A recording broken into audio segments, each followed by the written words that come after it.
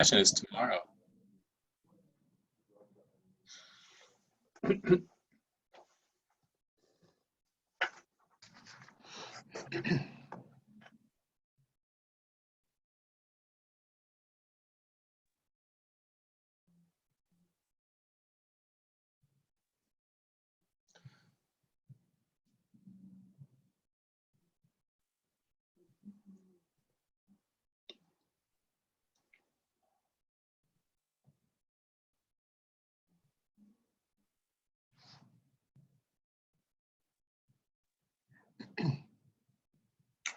Okay, so it's 1 o'clock. It's time for the Board of Governors meeting to begin. I can't see on my screen how many people are on. I'm not getting the full list of participants. So, but the first thing to do is to call the roll.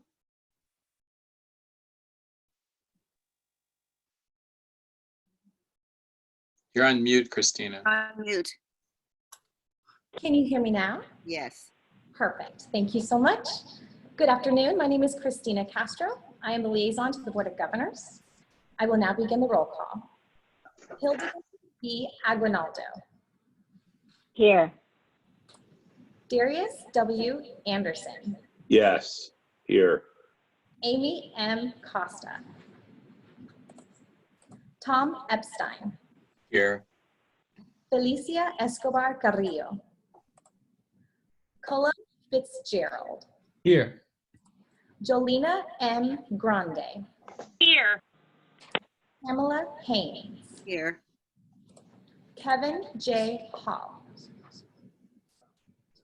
Kim Perigo. Jennifer L. Perry. Bill Rawlings. Here. Alma Salazar. Here. Valerie L. Shaw. Here. Blas Villalobos. Here. Alexis Zaragoza. Here. Okay, I received a text from member Perigo saying that she can see and hear us, but has no way of speaking. Is there any way we can correct that? Somebody on the tech side? Okay, we will definitely look right now. But first we'll do the Pledge of Allegiance. Member Anderson, you want to lead us in the Pledge of Allegiance? Yes, I pledge allegiance to the flag, one nation, under God, indivisible, with liberty and justice for all. Okay. So now it's time for my report. I want to welcome everyone to our first fully remote meeting. And the big news of the day is that member Escobar Carrillo, who is not here today because she had a new baby over the weekend. So we're all very excited about that and wish her well with her new son. There are a number of things I'm going to miss because of this being a completely remote meeting. I will miss seeing member Villalobos' bow tie. I will miss member Aguinaldo's behind-the-scenes jokes that she constantly tells. I'll miss staring down member Perry and member Shaw when they're chatting too loudly behind the dais. And of course, Vice President Haynes, who's always whispering to me about who I need to call on next. I miss that. I'm going to have to rely on Zoom for that. But I also I'm going to miss interacting with the staff, with our presenters, and with our observers, and I look forward to seeing everyone when we get back on the other side.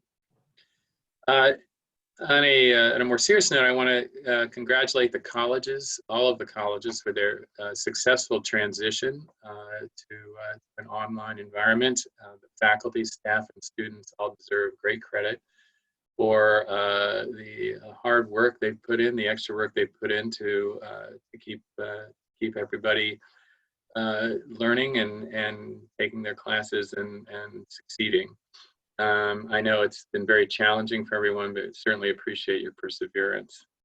And in particular, I also want to congratulations to the Chancellor's Office for the long hours and quick action that you have all taken in obtaining resources, your multifaceted communications on a whole variety of levels, webinars to help the colleges, the faculty, and the teachers.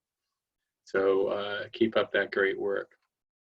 I also want to give everybody credit for the Advocacy Day that we held last month. It was not an ideal situation to do it remotely. It was also not ideal to the timing because of the impending budget doom and gloom. So we did our best, and hopefully the outcome will be as good as we can expect under these circumstances. And finally, I just want to note that our longest serving member, Jeff Baum, has left the board, and we are certainly going to miss him. He has been a stalwart member who raised a lot of important issues and contributed quite a great deal. And so I certainly wish him the best, and we will soldier on without you. Also, today is the last meeting with John Stanskis as president of the Academic Senate. We look forward to hearing from him later in the day and to welcoming Dolores Davidson as his successor. So with that, I will turn it over to our chancellor. Thank you, Board President Epstein, and good afternoon to the members of the Board of Governors. Thank you for all zooming in today or being here. Thank you to the staff that's here at the Chancellor's Office running the meeting, and all the members of the team that are doing everything possible to ensure that we can be here today to ensure that the public hears what's happening with the California community colleges. I will try to be as brief as possible, but there is a lot to report on, so I will try to be as concise as possible. First, I do want to personally give my sincere appreciation to former Board of Governors member Jeff Baum as well. I had worked with Jeff when I was at Long Beach City College, and he was on the Board of Governors, and since I became Chancellor, he was an outstanding member of the board. And of course, some of you may know that when I was working at the Coast Community College District, I worked for his mother, Sherry Baum, who was then a trustee at the Coast Community College District. So that family has definitely been a big part of the California community colleges. Speaking of the California community colleges, I want to give just a hearty congratulations to the class of 2020. I know many of us have been watching the commencement, the virtual commencement celebrations on the news, on TV. It has been surreal, but during this emergency, we have used several words that I'm not very fond of using, words like unprecedented or historic, but this is one of those moments in time when we actually do need to use those words, because this is an unprecedented moment and this is historic. And what our graduating students have gone through and have done to overcome the challenges that they faced during this historic period has really been amazing. Our amazing students are getting ready to graduate. They're going to go on to continue their education at many of the four-year institutions that we're used to seeing them go to, or they're going to join the workforce as essential workers. This is truly a remarkable period of time for them. So they deserve a hearty congratulations, and they deserve us taking a pause to reflect on the amazing amount of uncertainty that they face. Not only our graduating students, but students who continue to attend our classes. They face an amazing amount of uncertainty, and it's incumbent upon us, while we get through the challenges that we face in the workforce, to keep in mind the enormous challenges that our students face in not only completing their education, but now pursuing a 4-year degree or going into a workforce that is completely upside down right now. So I just want to take this moment to congratulate the class of 2020 again, and our faculty and staff who have helped them get to this moment. Quickly, I do want to mention with regard to faculty and staff, and Board President Epstein mentioned this, we have made an amazing transition to online education throughout the system or some type of remote learning. This has been a Herculean effort. I want to thank the classified staff who did everything possible to ensure that the learning environment was there and the teaching environment was there for our faculty to be able to engage our students. And I want to thank our faculty for making this happen. A lot of people have asked a question about how this is going for our students, how this is going for our faculty. And yes, there have been lots of bumps on the road to this transition, but by and large, our faculty have made an amazing transition. Our colleges have made an amazing effort to continue to engage our students. We will monitor closely the academic outcomes of our students. We will monitor closely any effects that COVID-19 is having on the instruction of our students, the student support. It is still too early to tell. We have not seen any major signs of enrollment losses, but we will continue to monitor this and report back to the Board of Governors in July and beyond on any data that we see that directly impacted our students' ability to complete their education. As we transition to the fall, many of our colleges have already announced that they're going fully online in the fall. I encourage them to continue to do so. I fully believe that that will be the most relevant way for us to continue to reach our students and to do it in a way that commits to maintaining equity for our students in this new environment. So we will double our efforts through professional development, through support of our colleges to ensure that the academic experience, the student experience continues to be what we would expect in the California community colleges. So again, thank you to the faculty, the classified staff, and to the statewide academic senate for all that they're doing to ensure our students' ability to complete their education. Speaking of ability to complete education, many of you saw updates on the CARES Act. Last week, with the support of the Board of Governors, we filed suit against Secretary of Education for her arbitrary exclusion of hundreds of thousands of California community college students from accessing the CARES Act emergency student aid.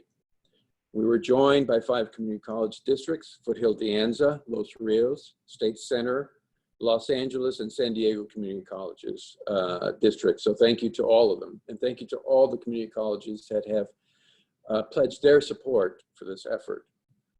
Our request for urgency has been acknowledged, and we will be represented in this action by our California Attorney General, Javier Becerra. So I know that our General Counsel will keep you up to date. I want to make sure that our system understands that the Secretary's actions are severe. More than 800,000 California community college students have been denied eligibility. Among those denied eligibility are students with disabilities, veterans, active duty service members, low-income students, students training for essential work, and of course, our DACA and undocumented students. So on their behalf, we will continue to push forward with this suit. And again, I want to thank our partner districts and all of our partners in this, as well as the Attorney General's office for their support. Speaking of support, this is Classified Employee Month. So it would be impossible not to recognize the enormous effort of the classified staff every year, but in particular this year, for all that they're doing to support our classroom, our campuses, and our students. So thank you to all of the amazing classified employees in our system for continuing to be the backbone of our colleges. And we will continue to celebrate classified employees, not just for the month of May, but for all 12 months out of the year. Speaking of the month of May, the May revise was unveiled last week. I'm sure everybody has heard that COVID-19 has had a direct impact on the state's budget, creating a very large budget hole, 54+ billion. I do want to reassure everyone, while Vice Chancellor Lizette Navarrete will have more details later, I do want to ensure everyone, including our system partners, that we will continue to advocate to keep as many of the cuts away from the 1920 budget as possible and to mitigate the cuts to the 2021 budget. Having said that, there is no doubt that we will be affected by this budget reduction. Every part of California will be impacted by this budget reduction. This is not just an issue that the California community colleges are dealing with. This is an issue that every system of public, private education is dealing with, and every segment of society is dealing with. So we will work with and support the governor and the legislature in their efforts to find the least problematic solution to this budget cut, but it will mean a reduction in the budget for our colleges. I do want to remind everyone that a major part of this budget cut is tied to the federal government providing aid to states like California.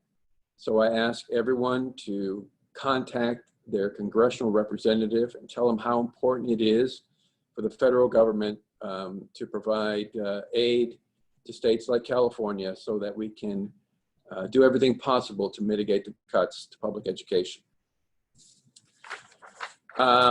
And finally, on that topic, I want to ask everyone in the system to join together to advocate together on behalf of our students in our system. Times like these, we have many system partners, and at times we go in different directions. It's increasingly important that we stay together in our advocacy in this budget year. Not to pick one college or one part of the budget and try to use that to mitigate cuts, but to protect all of our colleges, to protect all parts of our budget, because those precious resources go to some of the most vulnerable Californians. And at a time when we have well over 4 million Californians applying for unemployment, we need every tool, every asset available to the California community colleges to support those Californians to get back to work. And then finally, I just want to thank the Academic Senate, who has served our system admirably. He's a trusted partner, and he's gotten some amazing things done on behalf of our faculty. So thank you, John, for all of your support, and we very much welcome Dolores Davidson as the incoming president of the statewide Academic Senate. I also want to thank Vice Chancellor Rhonda Moore. In recent weeks, we learned that Rhonda will be retiring effective May 19th. Many of you have known Rhonda. Rhonda was and has been a champion for financial aid reform and for student support throughout our system. So I want to personally thank Rhonda for her service to the state of California and to the California community colleges. Along the same line, I want to welcome Dr. Syria Martinez. Dr. Martinez will become new Assistant Vice Chancellor of Student Equity and Success. She will lead the Institutional Effectiveness Unit, and her primary job will be to deploy professional development and technical assistance that advances student equity and success. You know, it's very timely that she's joining the Chancellor's office because our focus now more than ever needs to be equity and success.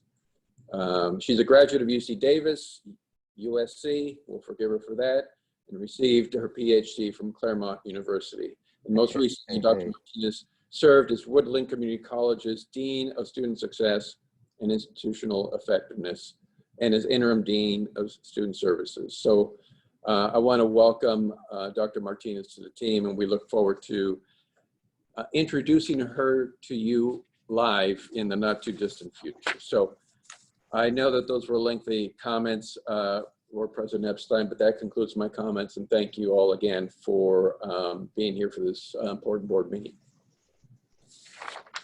Thank you, Chancellor Oakley. We are now going to move into closed session. So good afternoon and welcome to the meeting.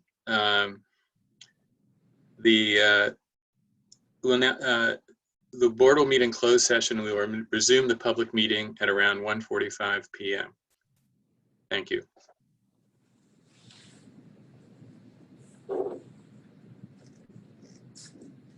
The Board of Governors has adjourned to closed session and will return shortly. Thank you.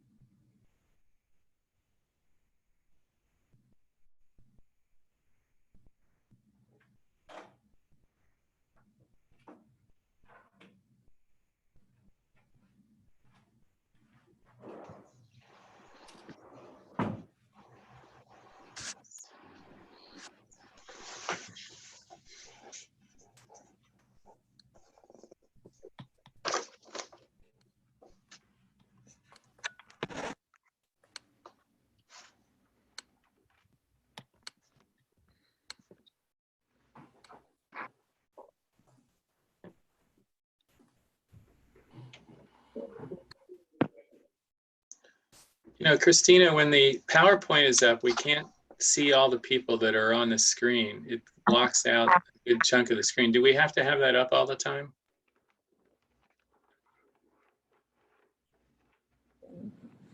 Well, it's helpful so that those who are following along, they can see what item we're on, and they can, what we do have is whoever is speaking, the screen will show that person. Is that okay? Does that work for you? Can Okay. you make the other items smaller so that we have more room for On there? the panelists? Yeah. So that would be in your personal Zoom settings, how you set your window. So rather Pam, than if you online. go to view options, hi, this is Daisy. If you go to view options, we're gonna wanna click on get rid of side-by-side mode. If you exit that, it'll show you faces and the slide. You're gonna need to play around Got with it. your view options. It's not on our end. Okay. All right. Got it. Thank you, Daisy. Great. So are we back? All right. Yeah, in fact, what you want to do is side by side. You want to do the side by side, and then you can adjust the size of the screen. So you go to the side by side option, and then you just narrow the PowerPoint side. Did it work for you, Tom? Okay, are we back live? Yes. Yes, sir. Okay. Good afternoon again. I do want to note that this is a 2-day meeting, and we'll meet today until 5 p.m. and tomorrow from 9 to 12.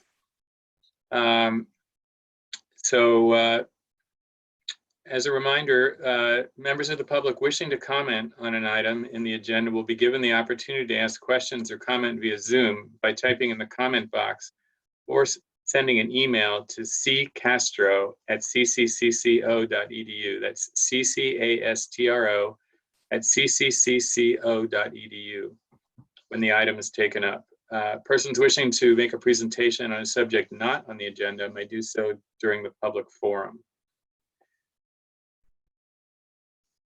Okay, so moving now to the consent agenda. Items placed on the consent calendar will be voted on in a single board action without presentations or board discussion but a board member may remove any item from consent by informing the president of this intent. A member of the public may request that an item be removed from consent by filling out a request to testify in accordance with Section 41 of the Procedures and Standing Orders of the Board of Governors, or by asking a board member to remove an item from consent. The item shall then be removed from consent if any board member exercises his or her authority to remove an item from consent. Do any board members wish to remove an item from consent? Okay, so item 2.1, 2.2, 2.3, and 0.4. We need a motion for the consent calendar. So moved. This is Hildy. Second. Second. Okay, so it's Aguinaldo Villalobos. All in favor? Or do we have to call Aye. the roll here, right? Yeah, we'll call the roll. I will now begin the roll call vote for consent calendar. Hildegard B. Aguinaldo, Aye. Darius W. Anderson, Aye. Amy M. Costa, I'm going to abstain because I wasn't with you guys in May. Tom Epstein, Aye. Jolena M. Grande, Aye. Pamela Haynes, Aye. Kevin J. Hall, Aye. Kim Perigo, Aye. Bill Rawlings, Aye. Alma Salazar, Aye. Valerie Shaw, Aye. Blas Villalobos, Aye. Alexis Zaragoza. Aye.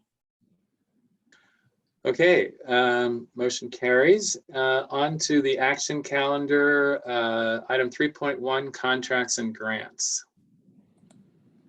Good afternoon, President Epstein, board members, Chancellor Oakley. Item 3.1 is a little unique this year, and I apologize to the room. I'm going to take off my mask to present. Your May agenda is historically a lengthier agenda for contracts and grants, and that's because our office is preparing for the July 1st fiscal year. Last year, for example, you had 29 contracts and grants. Today, you have 34 contracts and grants. 15 of them are considered renewal, so they had been previously approved by the board. They come back every year for your continued support and approval. And then you have 19 items that are considered new.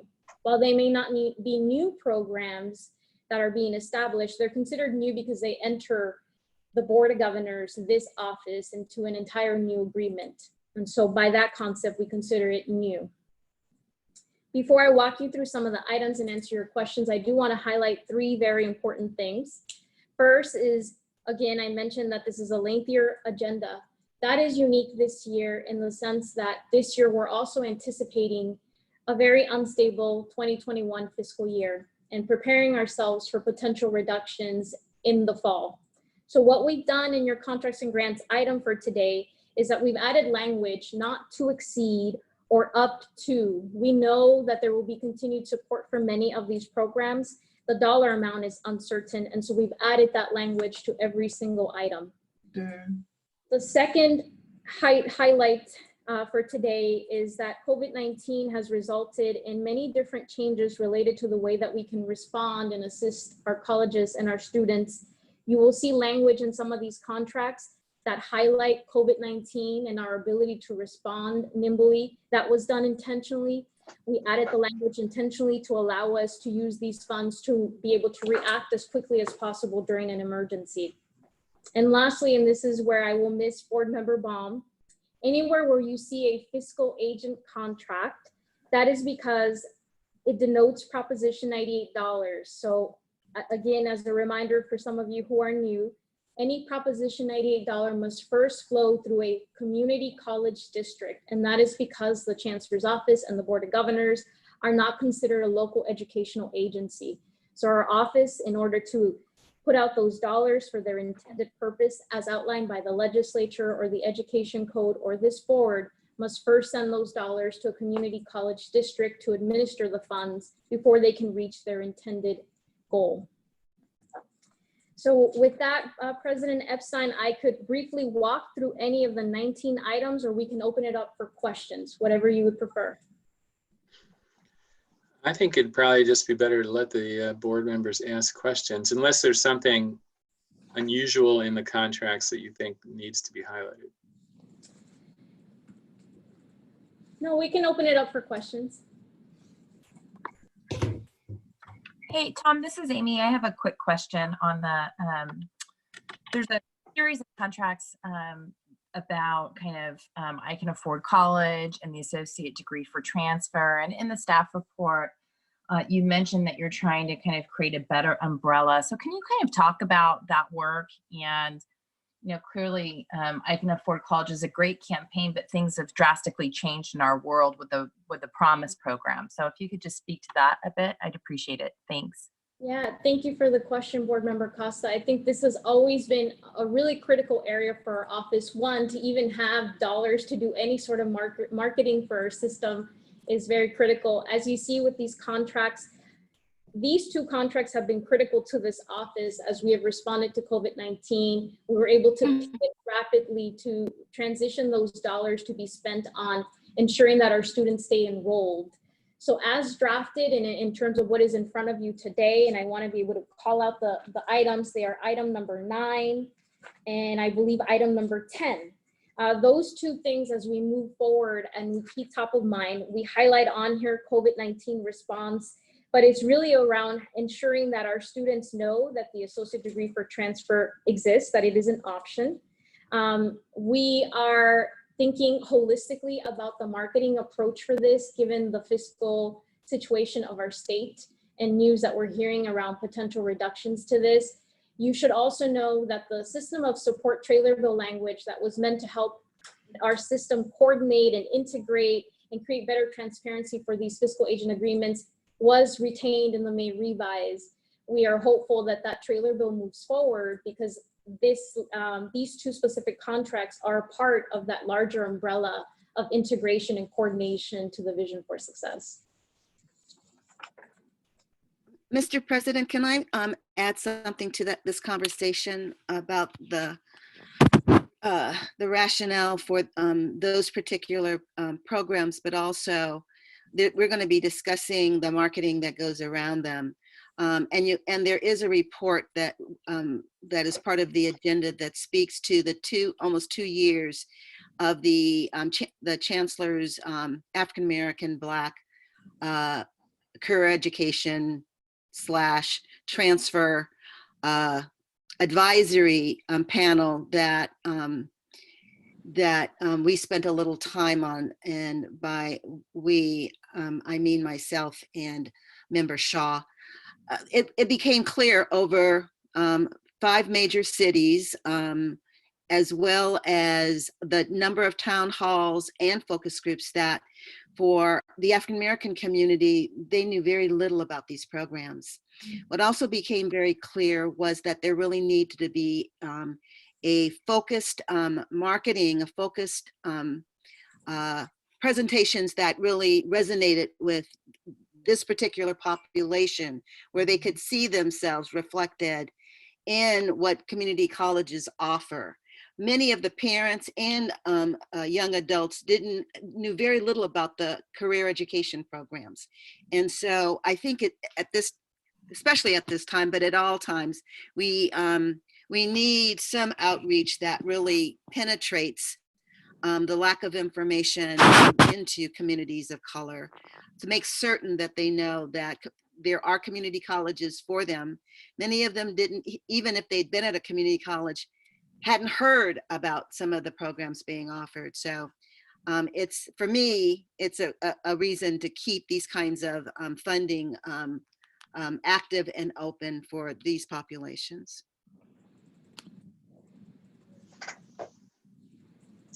Anyone else?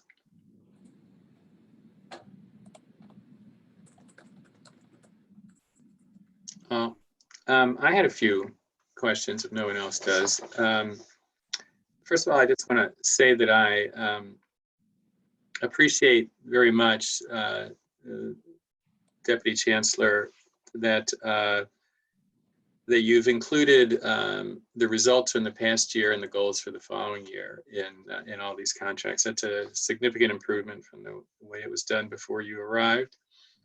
That said, I have a few questions about I think some of them, the results and goals are not nearly as specific as maybe they could be. And I hope that you continue your efforts to identify criteria that will enable us as a board to really evaluate whether or not these contracts are achieving the goals that they are set out to. And there were a few that leapt out at me. The CID was one.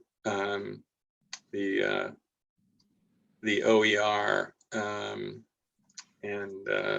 Emoja and the consortia metrics were kind of very unspecific. The other question I had was about there were some new contracts that were issued without competitive bidding, and is that what you were referring to as continuations, but just a new contract, but a continuation of the work that had been done? DSPS is one of those. Puente is another. Is that what you were explaining? Yeah. So this is agent. As we are required by law, these contracts go out, there's a series of administrative fees, and I know we've talked to the board around how the system of support can help us streamline this.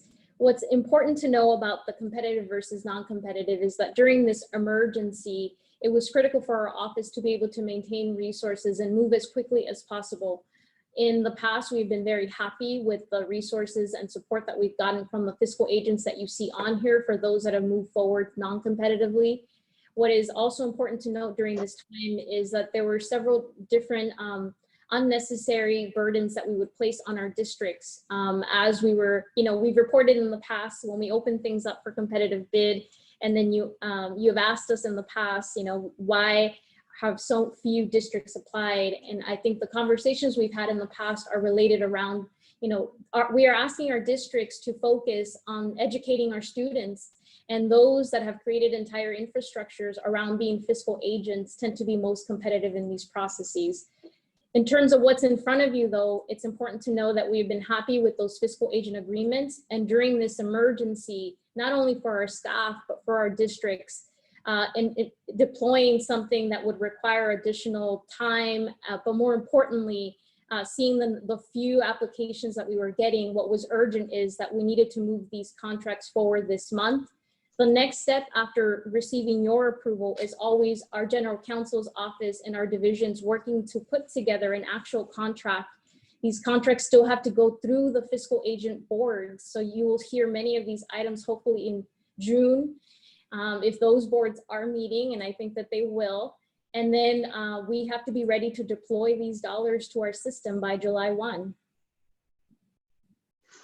Okay, thanks. That makes sense. The other question I had, I'm having trouble finding the specific grant now. I didn't write it down, or the specific contract, but there was a mention of federal lobbying being part of the contract tasks. Robert, see item number 34, potentially. Let me look it up.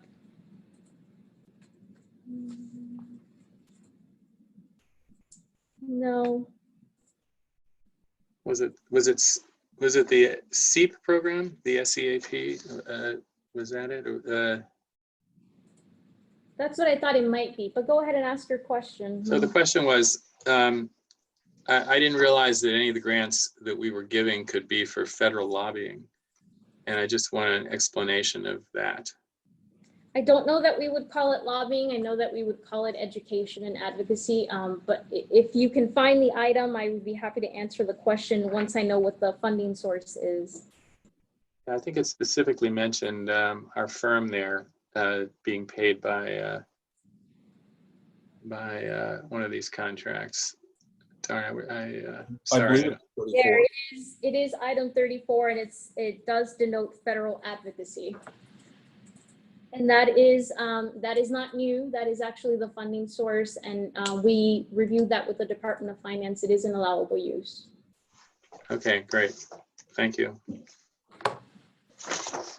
Actually, and on ones that do have good metrics, the one on corrections has very good specific metrics. That should be a model for what some of these other contracts should do as well. Thank you. I will mention that to our staff. But the other thing, Tom, just to interject, is sometimes some of these programs, I think, and you can correct me if I'm wrong, Deputy Chancellor Gonzalez, they were inserted in the budget process as part of a legislative request. And so, I think part of what you're seeing is the ones that were originally Chancellor's office requests have really robust metrics because they went through our whole consultative process. And some of the legislative augmentations are more kind of pilots or ideas. And so I agree with you. I think we want them to be as clear as they can on the metrics, but sometimes just the nature of them are slightly different. Yeah, that's correct, Board Member Costa. But I think what's important for us, for our office and for our staff, is just to hear your comments, because then we can take that to the table, to our contractors, to our grantees, and say our board is asking for this specificity. We cannot move forward unless we have the specificity. So I appreciate you highlighting this, and Board Member Costa for acknowledging that. Okay, thank you. If there are no other comments, are there any public comments? No. None received. No public comments. Okay, with that, then we can proceed. We look for a motion. Do we have a motion? That's Costa. Member Costa, do we have a second? Second, this is Member Grande. Okay, we have a motion and second. Please call the roll. I will now begin the roll call vote. Hildegard B. Aguinaldo. Aye. Darius Anderson. Aye. Amy M. Costa. Aye. Tom Epstein. Aye. Jolina M. Grande. Aye. Pamela Haynes. Pamela Haynes. Aye. Kevin J. Hall. Aye. Bill Rawlings. Aye. Alma Salazar. Hi. Salazar? Hi. Perfect. Valerie L. Shaw. Aye. Blas Villalobos. Aye. Alexis Zaragoza. Aye. Okay, motion carries. On to item 3.2, apportionment for correspondence courses.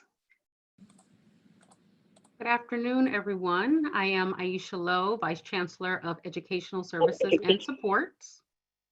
Item 3.2, apportionment for correspondence courses, is being brought before the board for second reading, approval, and adoption.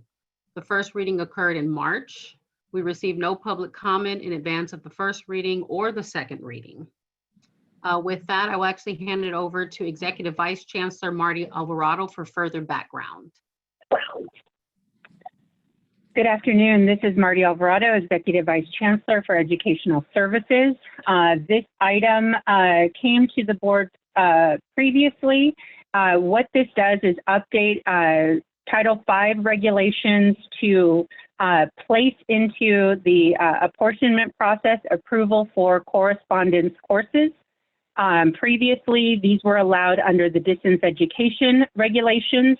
They have correspondence ed has subsequently been removed from that portion, and new regulations specific to correspondence education are in development. The removal was due to the need to align the regulations with the federal definition of distance education.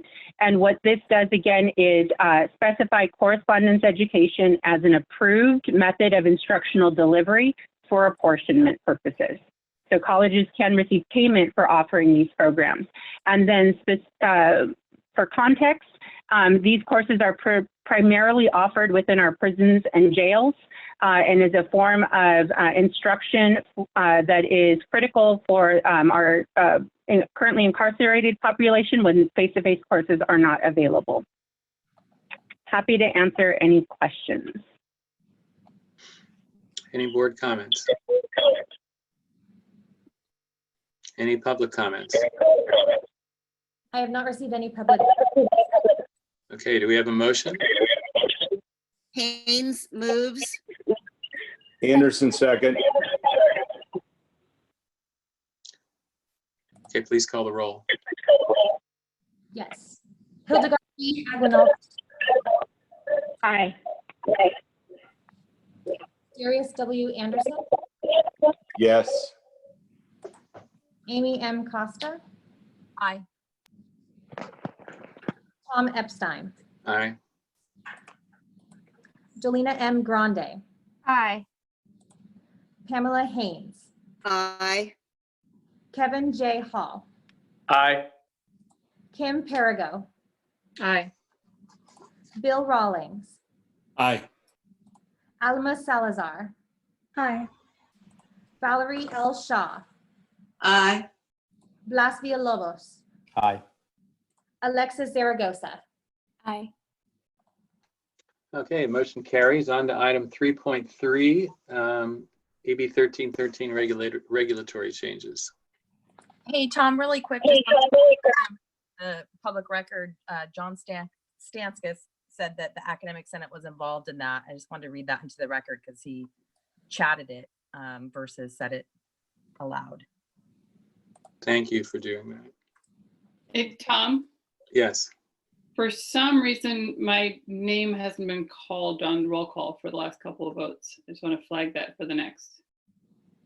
Okay, do you want to register your vote on the roll calls today that have been held? Yes, yes, You want to be recorded as a yes on both. yes. Thank you. I will note that Jennifer Perry is a yes for the May contracts and grants, items 3.1, as well as the consent calendar. Thanks. And And the correspondence courses. Correct. And item 3.2, apportionment for correspondence courses. Thank you. Can we ask? Okay. No other public comment for the item we just heard? So the public comment I see in the here is from President John Stanskis. It says, President Epstein, Vice President Haynes, Chancellor Oakley, and member of the Board of Governors. I am John Stanskis, the President of the Academic Senate for California Community Colleges, and wish to express our support for this item 3.2 and inform you that this has gone through the consultative process. Thank you. Thank you. This is Arthur. This is Arthur Galobi from the Chancellor's Office. I would just like to remind everyone that when the public comment period for a certain item is open, for people to please submit their comments through the Q&A feature of the Zoom platform and include the item number in your submission. You can either identify yourself or specify that you would like to remain anonymous in your comment, and your comment will then be read out loud by a Chancellor's Office staff member. And those are all the comments that we have at this time. Okay. Are we ready for item 3.3? Okay, so the presenter will be Vice Chancellor Alvarado. Good afternoon. I'm Marty Alvarado, again, Executive Vice Chancellor for Educational Services. Item 3.3, Assembly Bill 1313, regulatory changes to Title V. With the passage of Assembly Bill 1313, the community colleges are now prohibited from withholding transcripts or grades from students because of debt, because of any outstanding debt the student may have. And this item comes to you for second reading and approval. The updated Title V regulation, section 59410, is included in your packet. To date, we've received a single comment, public comment during the public comment period.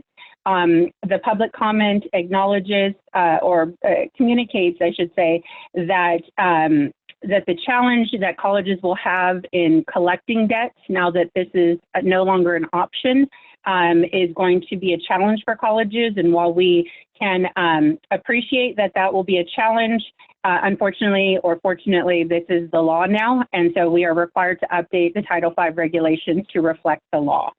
On that, again, Assembly Bill 1313 required the updating and revisions to Title V regulation section 59410. What you have in front of you are those edits prohibiting districts from withholding transcripts or grades due to student debt. Happy to take questions or comments. Thank you. Are there any board comments? Are there any public comments? This is Jolena. I was Okay. just wondering if we might know how many students have been impacted adversely because of this in the past and how they might be served better now, especially if we can get the information out to them. Thank you for that suggestion. We will take a look at that.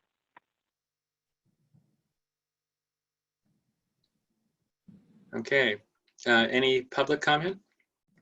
As a reminder for public comments, the comment period for item 3.3 is now open. Please submit your comments through the Q&A feature of the Zoom platform and include the item number in your submission. You can identify yourself or specify that you would like to remain anonymous, and your comment will be read out loud by a Chancellor's Office staff member. At this time, we don't have any comments for item 3.3. I have not received public comment for item 3.3 via email. Okay, with that, we can take a motion. So moved. Second. I was Shaw. I'm not sure who beat the finish line on the second though. Haynes, second. Haynes beat out Costa. Okay, please call the roll. I will now call the roll. Hildegard B. Aguinaldo.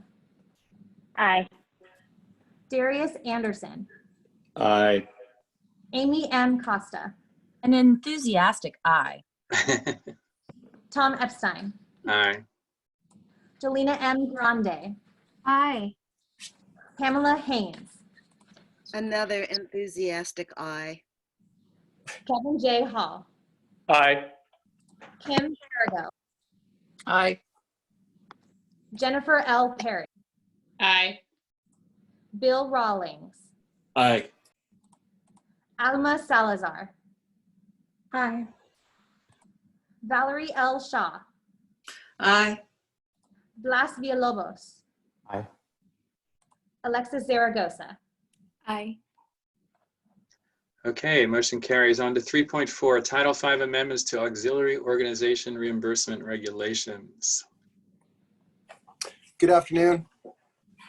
This is Mark LaForest J, presenting for the Chancellor's Office. Can you see me here? Yeah. Okay.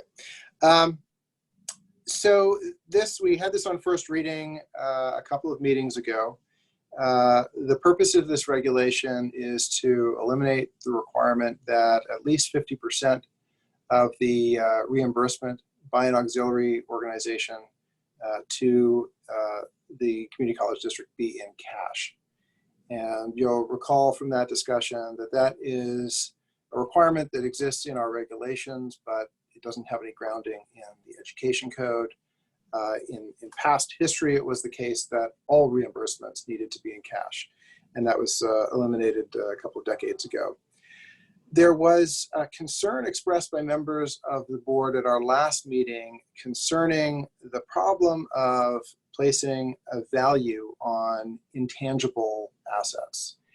And we did give that a lot of thought to find out whether there might be some objective way that would be feasible for foundations to implement to place a value on intangible assets. And we really concluded that we couldn't figure out a way to do that in any objective sense. The concept of valuing intangible assets is something that occurs in a corporate setting from my research and involves a number of metrics like the book value of the corporation, market value of intangible assets, and things that really don't translate well to our setting.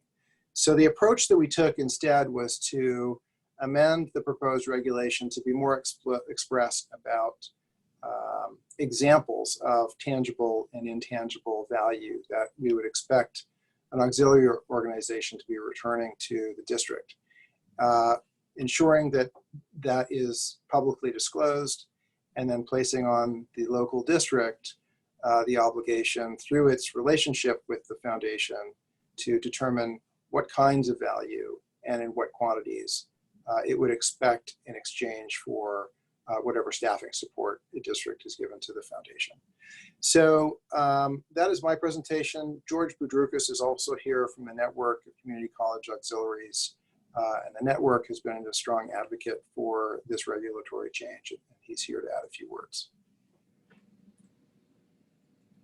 Good afternoon, President Epstein, members of the board, Chancellor Oakley and staff. My name is George Boudroukas, and I'm the Dean of Advancement at Modesto Junior College. Today I represented the network of California Community College Foundations and that organization's immediate past president. I'm proud to say that our foundations throughout the state have rolled up their sleeves, working right alongside faculty, staff, administration to assist students in this time of great need. Together with the system partners, our foundations have mobilized and expanded student emergency grant programs, food pantry assistance, computer donations and loans, face mask and face shield manufacturing efforts, while continuing to raise funds for these efforts and for scholarships and program innovations. And our alumni and donors have been generous in this time of need. We really appreciate them. I came before you on January 13th regarding the matter on your agenda, and we were asked to answer a few questions about the proposed language. We hope we've answered those. It required a little research, as Mr. LaForestier mentioned, and we actually used some examples from our friends at the CSU system.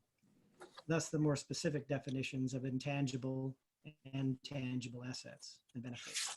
It's important to note that the language of this proposal states that full reimbursement of the foundation's expenses must continue, but also allows for that reimbursement to be made through both tangible and intangible means as enumerated in the proposal. We believe this language will allow foundations and districts to engage in negotiations regarding reimbursement while allowing maximum flexibility in determining the appropriate types of reimbursement. My college and district have always construed the reimbursement options for foundations to include scholarships, marketing and promotion, direct student aid, and program and professional development support. Some of our foundations in the state, however, are not so fortunate, and districts have required reimbursement in the form of cash only. For smaller auxiliary foundations, it's quite a burden and a disadvantage. When this is the case, these foundations are raising money mainly to support their own salaries, thus diminishing their impact on students, programs, and community partnerships. The network of California Community College Foundations, with approximately 90 members, many CEOs throughout our system, and the Foundation for California Community Colleges, stands in support of this proposal. We urge your approval of this regulatory change so that our auxiliary foundations can be provided the flexibility in meeting their reimbursement obligations. We thank you for your consideration. Thank you, Mr. Bedrofis. Any board comments? This is Amy. I just want to thank staff because I think I raised this issue and I didn't really provide a solution because it is kind of empiric exercise of what is intangible, but I really like the approach that you've taken here by providing a definition, and it addresses the concerns that I raised. So kudos to staff on a job well done. Mr. President, Pam Haynes, I just want to stand in support of this as a trustee member of Los Rios, but also as a board member of the foundation. No time more than right now, the role of foundations is so critically important. I can speak to Los Rios in what the funders, what the supporters, what the members of the foundation have done to raise money. It has been money not just for financial aid, not just for grants in terms of students, but it has been housing vouchers, food vouchers, making certain that our students that don't have the electronics, the technology, have that at their disposal. They have broken down sort of antiquated steps that students have to go through and cut to the chase of making certain that it gets in the hands timely to the students that are in need. So this goes a long way in sort of redefining the issues around what is tangible and what is a non-tangible item, and allows more money to go where it's needed in an expedited way. So I really support this particular item. Any other board comments? Any public comments? As a reminder to everyone, the public comment period for item 3.4 is now open. Please submit your comments through the Q&A feature of the Zoom platform and include the item number in your submission. You can either identify yourself or specify that you would like to remain anonymous. And the Chancellor's Office staff member will then read your comment. There have not been any comments submitted through the Q&A feature as of yet. I have not received any public comment for item 3.4 via email. Okay, then we can, we're ready for a motion. I'll move. Member Perry? Second? Second, Haynes. Haynes? Okay, please call the roll. I will now call the roll. Hildegard B. Aguinaldo. Aye. Darius W. Anderson. Yes. Amy M. Costa. Aye. Tom Epstein. Aye. Jelena M. Grande. Aye. Pamela Haynes. Aye. Kevin J. Hall. Aye. Kim Perigo. Aye. Jennifer L. Perry. Aye. Bill Rawlings. Aye. Alma Salazar. Aye. Valerie L. Shaw. Aye. Blas Villalobos. Aye. Alexis Zaragoza. Aye. Okay, motion carries. On to item 3.5, the proposal to establish the Student Leadership Award. Thank you, President Epstein, board members, Chancellor Oakley. The item in front of you includes a resolution that would establish the Board of Governors Student Leadership Award to be presented annually at the SSCCC Spring General Assembly. The item received consensus from the Consultation Council in February. It was originally meant to be heard at your March meeting. And this item began with Student Board Member Zaragoza highlighting that the Vision for Success calls for a student-centered approach and the recognition of the importance of the student voice, and yet our own board did not recognize student leadership and the student voice. I know that this is her last meeting with us today, so I want to hand over the rest of my presentation to her, and then we'll take your questions. Thank you, Daisy. Yes, so, first I want to really highlight that, I mean, we all know it, but our community colleges really are based on community and how the community not only helps the college, but how the college helps the community. And I think through, our time, referring to both student members that came, before me, such as Alex, and after me is Colum, all the colleges that we've visited and even our own, we've seen so many students who, not even just in student government, have contributed back to their communities, have contributed back to their colleges, and have helped students face things like hunger and homelessness, and have really been, fighting for students, as well as establishing huge programs for them that are going to help them out. So, for example, at Esso Junior College, students were the ones to establish our free food on Wednesdays, and that led to feeding thousands of students every single week. Things like that. Programs are started all over because of students, based on student ideas, as well as across the state, and all the advocacy that's done by people in SSCCC, but also other students who are chosen to be a part of different boards, who contribute to different, smaller committees for the chancellor's office. We see this kind of leadership everywhere. And I think that, it'd be really great to honor students in showing them, there are a lot of them that are not only taking on, school, jobs, being a parent, and all these other things that for a lot of students can be really difficult, but they're also standing up and trying to help other students that are like them, who are in situations like them. And so establishing this award would honor those students. It would highlight the things that they're doing on our different campuses, as well as statewide.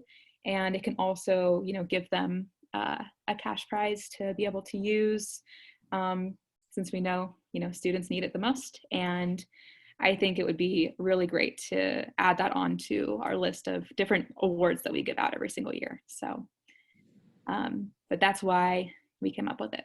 So thank you so much. And bring it back to Daisy. Thank you. President Epstein, that concludes our presentation.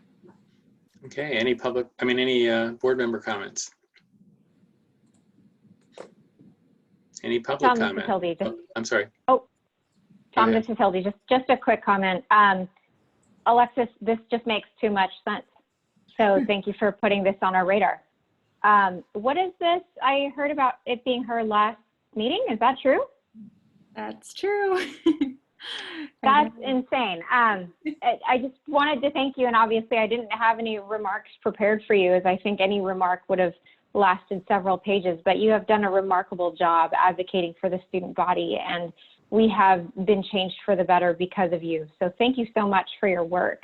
Your inspiration will last far longer than your tenure on the board, and for that, I truly thank you. Thank you so much. President Epstein? Yeah, Member Fitzgerald. I just want to give kudos to both Deputy Chancellor Gonzalez and my fellow board member and fellow student Alexis for doing this. This solidifies the California Community College system as a system that really cares about and rewards its students. It basically, for me at least, and for many other student leaders who will participate in student leadership in the California Community College system, both now and in the future, and the future recipients of this award, it really tells those students that their work matters. And if we can celebrate those students at the highest levels of governance within our system, it means a whole lot. So, I just really wanted to applaud both Deputy Chancellor Dr. Gonzalez and Alexis on this work, and I'm really excited. Thank you. Any other board member comments? Tom, this is Amy. I just want to say kudos. I think this is excellent. And, the resolution talks about the vision for success as being a North Star. And Alexis, I think you've been a North Star for us as a board to always keep in mind the students and to be practical about what the implications of our policies are. And this is just an amazing capstone to your work as our colleague on the board. And so thank you for bringing it forward. It's really wonderful. Thank you. Member Haynes, Vice So, President. I wanna jump on the bandwagon for Alexis. I had the opportunity to see Alexis in action on one of my campuses around AB 705. She was the only student voice there. She was among faculty members, some in support and then many others not in support of AB 705. She held her own. She spoke truth to what I think some students see as power. She held her own. You are going to be missed, but I know that we will see you as you graduate from UC Berkeley and move on to whatever your field of studies takes you. I will be looking for you in the newspapers. Thank you so much for your service on this board. Let me just say one thing for those of you who want to bestow great, wonderful words on Member Zaragoza. We do have board member reports at the end of the meeting, and I figured there would be a lot of that going on as well. So you don't always give us a lot of time, Tom. I better get mine in now. Just don't be a double dipper. All right. Any other board member comments? Any public comments? The public comment period for item 3.5 is now open. Please submit your comments through the Q&A feature of the Zoom platform and include the item number in your submission. You can either identify yourself or specify that you would like to remain anonymous, and your comment will then be read out loud by a Chancellor's Office staff member. I have received one comment on item 3.5, and it just says, I will read it now. Just want to underscore the importance of incentivizing students to become more involved in their community. President Epstein, I have not received any public comment for item 3.5. Okay, thank you. So we can, so go ahead. Sorry, I wanted to ask a technical question. Since I put this forward, do I abstain or can I vote on it? I'm pretty sure you may vote on it. Okay, thank you. Okay, with that, we can take a motion. Perhaps Member Zaragoza would like to make the motion. Second. Second, Member Salazar. Okay, please call the roll. Now call the roll for item 3.5. Hildegard B. Aguinaldo. Aye. Darius W. Anderson. Yes. Amy M. Costa. Aye. Tom Epstein. Aye. Jolena M. Grande. Aye. Pamela Haynes. Aye. Kevin J. Hall. Aye. Kim Perigo. Aye. Jennifer L. Perry. Continue Member Costa's trend, a very enthusiastic aye. Bill Rawlings. Aye. Alma Salazar. Aye. Valerie L. Shaw. Aye. Blas Villalobos. Aye. Alexis Zaragoza. Aye. Okay, the motion passes unanimously. Congratulations, Alexis. That was great. On to the item 3.6, our last action item of the day, the 2020 State of the System Report.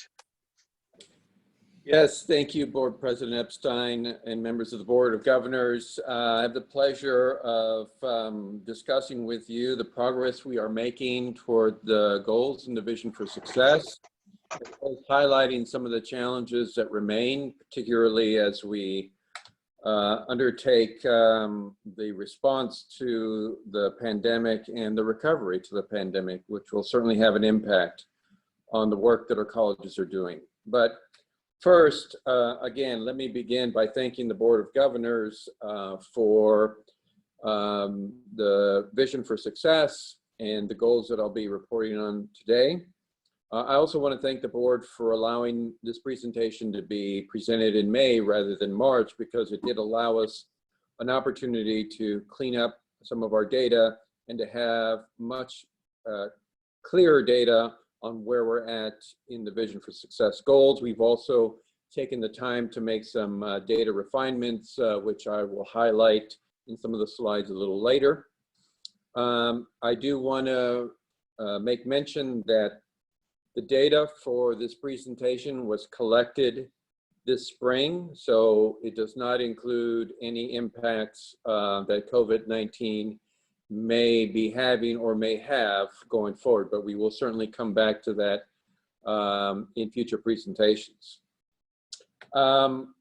So the pandemic has certainly presented new challenges, but our commitment to this work remains clear, consistent, and steadfast. And I want to thank everyone in the system for continuing to make a commitment to the Vision for Success, and at the heart of Vision for Success, the goal of equity. I hope that you take at least 3 things away from this presentation. One, and I'm going to highlight this at every chance I get, we are seeing progress. We are seeing progress in areas that are important to equity. We're seeing progress in areas that are important to our students achieving the educational outcomes that they come to us to accomplish. The presentation should also highlight that we still have a lot of work that needs to be done, and that we are committed to this work, and that these goals are long-term in nature. We have only in the last 2 years put into motion several of the interventions, several of the policy reforms that I'll mention throughout the presentation. And so we still have a ways to go before we see comprehensive changes in the numbers, but I will highlight the changes that I think allow us to see into the future and the progress that we're making. I also want to highlight finally that cultural change takes time, commitment, perseverance. What we're talking about here with the Vision for Success is a change in the culture of how we meet our students where they're at, how we think about success, and how we break down the barriers that have existed in our system and all systems of higher education for decades before this, before we adopted the Vision for Success goal. So if we can go to slide 2. Slide 2, again, just to recap, the success of California's broader system of higher education and workforce development stands or falls with the California community colleges. I know that's something you all embrace, but again, I think it's critically important right now in this crisis that we face, that we remind ourselves, remind our policymakers that we stand or fall with the strength of the California community colleges. So to meet California's needs, 6 goals have been defined for our system to strive to achieve. And this is in the Vision for Success, adopted September 2017. So for a little bit of background, I want to turn it over to the Vice President overseeing the Student Success Center and the Foundation for the California Community Colleges, Ms. Sandy Freed. Thank you, Chancellor. Sandy Freed with the Success Center here. Next slide, please. So I'm going to give you a little bit of background on the impetus for the Vision for Success. As you can see from this slide, 3 years ago, the system was under increasing pressure from external organizations and state leaders to address its low student completion. In the preceding years, the system had undertaken several efforts to increase student success, and the state had supported these efforts with significant resources. Yet challenges persisted. Next slide. Among the vision's findings, less than half of students complete. It takes too long for those who do, and they accrue too many units, an indicator that students don't have clear direction. We don't serve working students well. We have stubborn and persistent achievement gaps across populations and regions.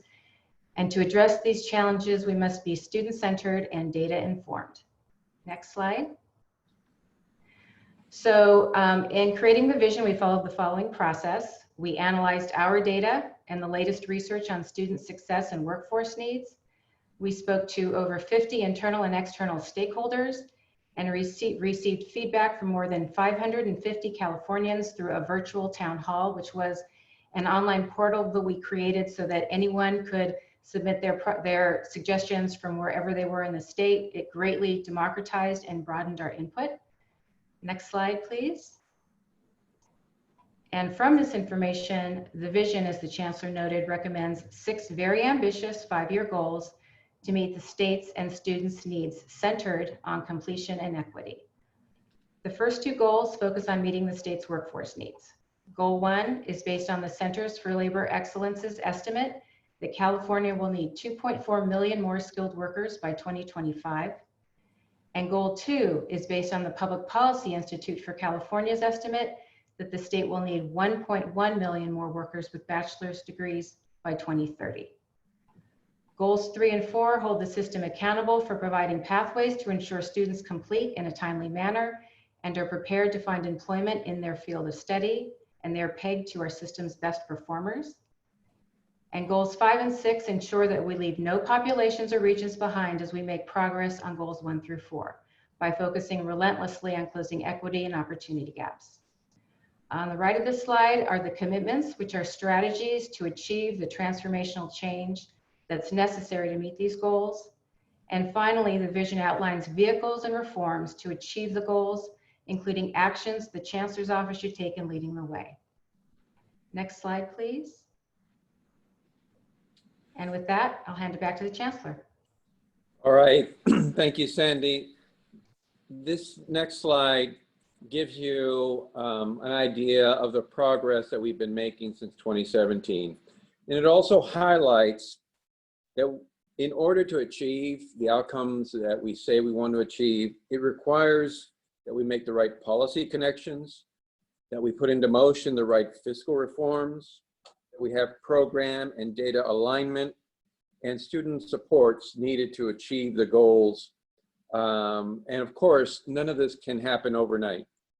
We have the largest system of higher education, one of the most complex, most decentralized systems of higher education in the nation. So it requires a lot of alignment, and we are working our way through that alignment. And I think this gives you an idea, a visual interpretation of the various points of alignment that we've been making, steadily working our way toward achieving the Vision for Success goals. So this is a long-term effort that's going to require us to not just flip a switch overnight. We are going to have to realign and continue to realign policy. We're going to realign and align resources and provide our faculty, staff, and our colleges the support that they need, the professional development they need, and most importantly, the funding they need to get this work done. So I do want to make a couple of comments on this slide as well, and a very big thank you.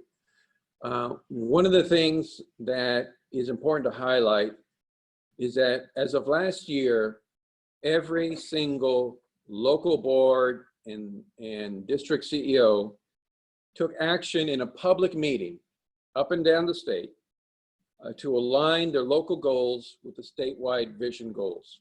72 districts, 114 colleges, all did the work necessary to publicly align the goals to the Vision for Success. That is really a remarkable testament to the commitment the system has to the Vision for Success goals. Those of us who have known or have worked in the system for a while know how difficult it is for all of our colleges to align in one direction. So this is a great start and a very important step. In the slide that you're looking at now is also a good display of the comprehensive nature of the alignments that we're trying to create. This is not just alignment of funding, this is alignment of funding, of policy, of reforms, of student supports, all working together with the anchor or the framework being the Guided Pathways framework, and using that to achieve our goals. And of course, we all know what those goals are centered on. They're centered on our students, and they're centered on our communities. So again, this is just to highlight how comprehensive this is, how challenging this could be, but how important it is for us to be committed to see this through for the long haul, regardless of what crisis we encounter, whether it's COVID-19, a recession, whatever life will throw at us. It's important for us to remain committed to these goals. So let's go to the next slide, which will highlight goal number 1. Goal number 1 is increasing the number of students earning a credential by at least 20%. And I'm very happy to report that we have met the goal. We have attained the goal that was set forward. Our students are attaining the credentials that we strove to increase by. And so I want to publicly thank our colleges for doing everything that they have done to help us achieve this goal. This is no small feat, and we should be tremendously proud of the work that's happening at our colleges. Now the work is to sustain this progress and to ensure that we continue to stay committed to all the interventions, all the fiscal reforms that have led to this increase. Next slide, please. Goal number 2, increasing transfer for our students who transfer to UC and CSU by 35% over 5 years. Now we have seen steady but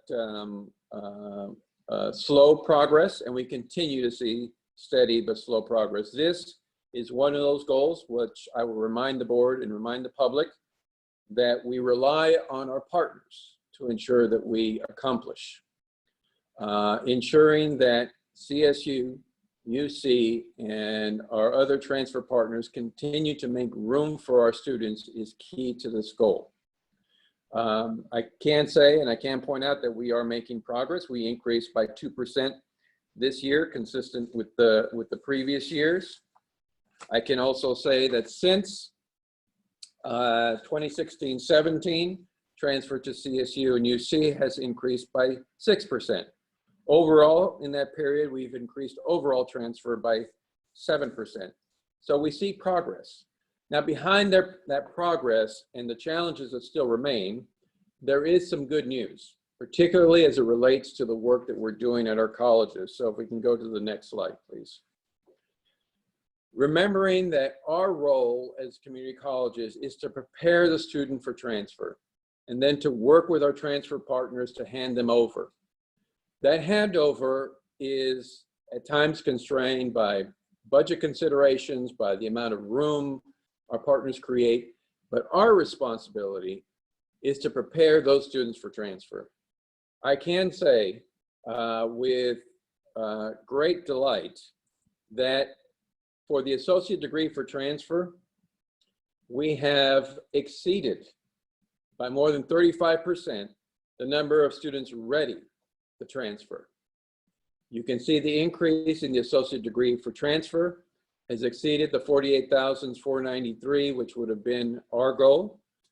So as you can see, our colleges are doing amazing work using the associate's degree for transfer, ensuring that our students are prepared to go on.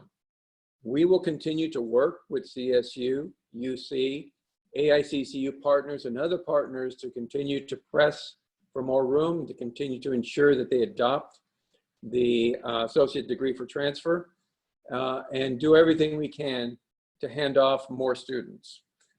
So again, I just want to pause on this slide and thank the colleges for the great work that they're doing. I do also want to pause on this slide and in particular thank our Academic Senate President, John Stanskas.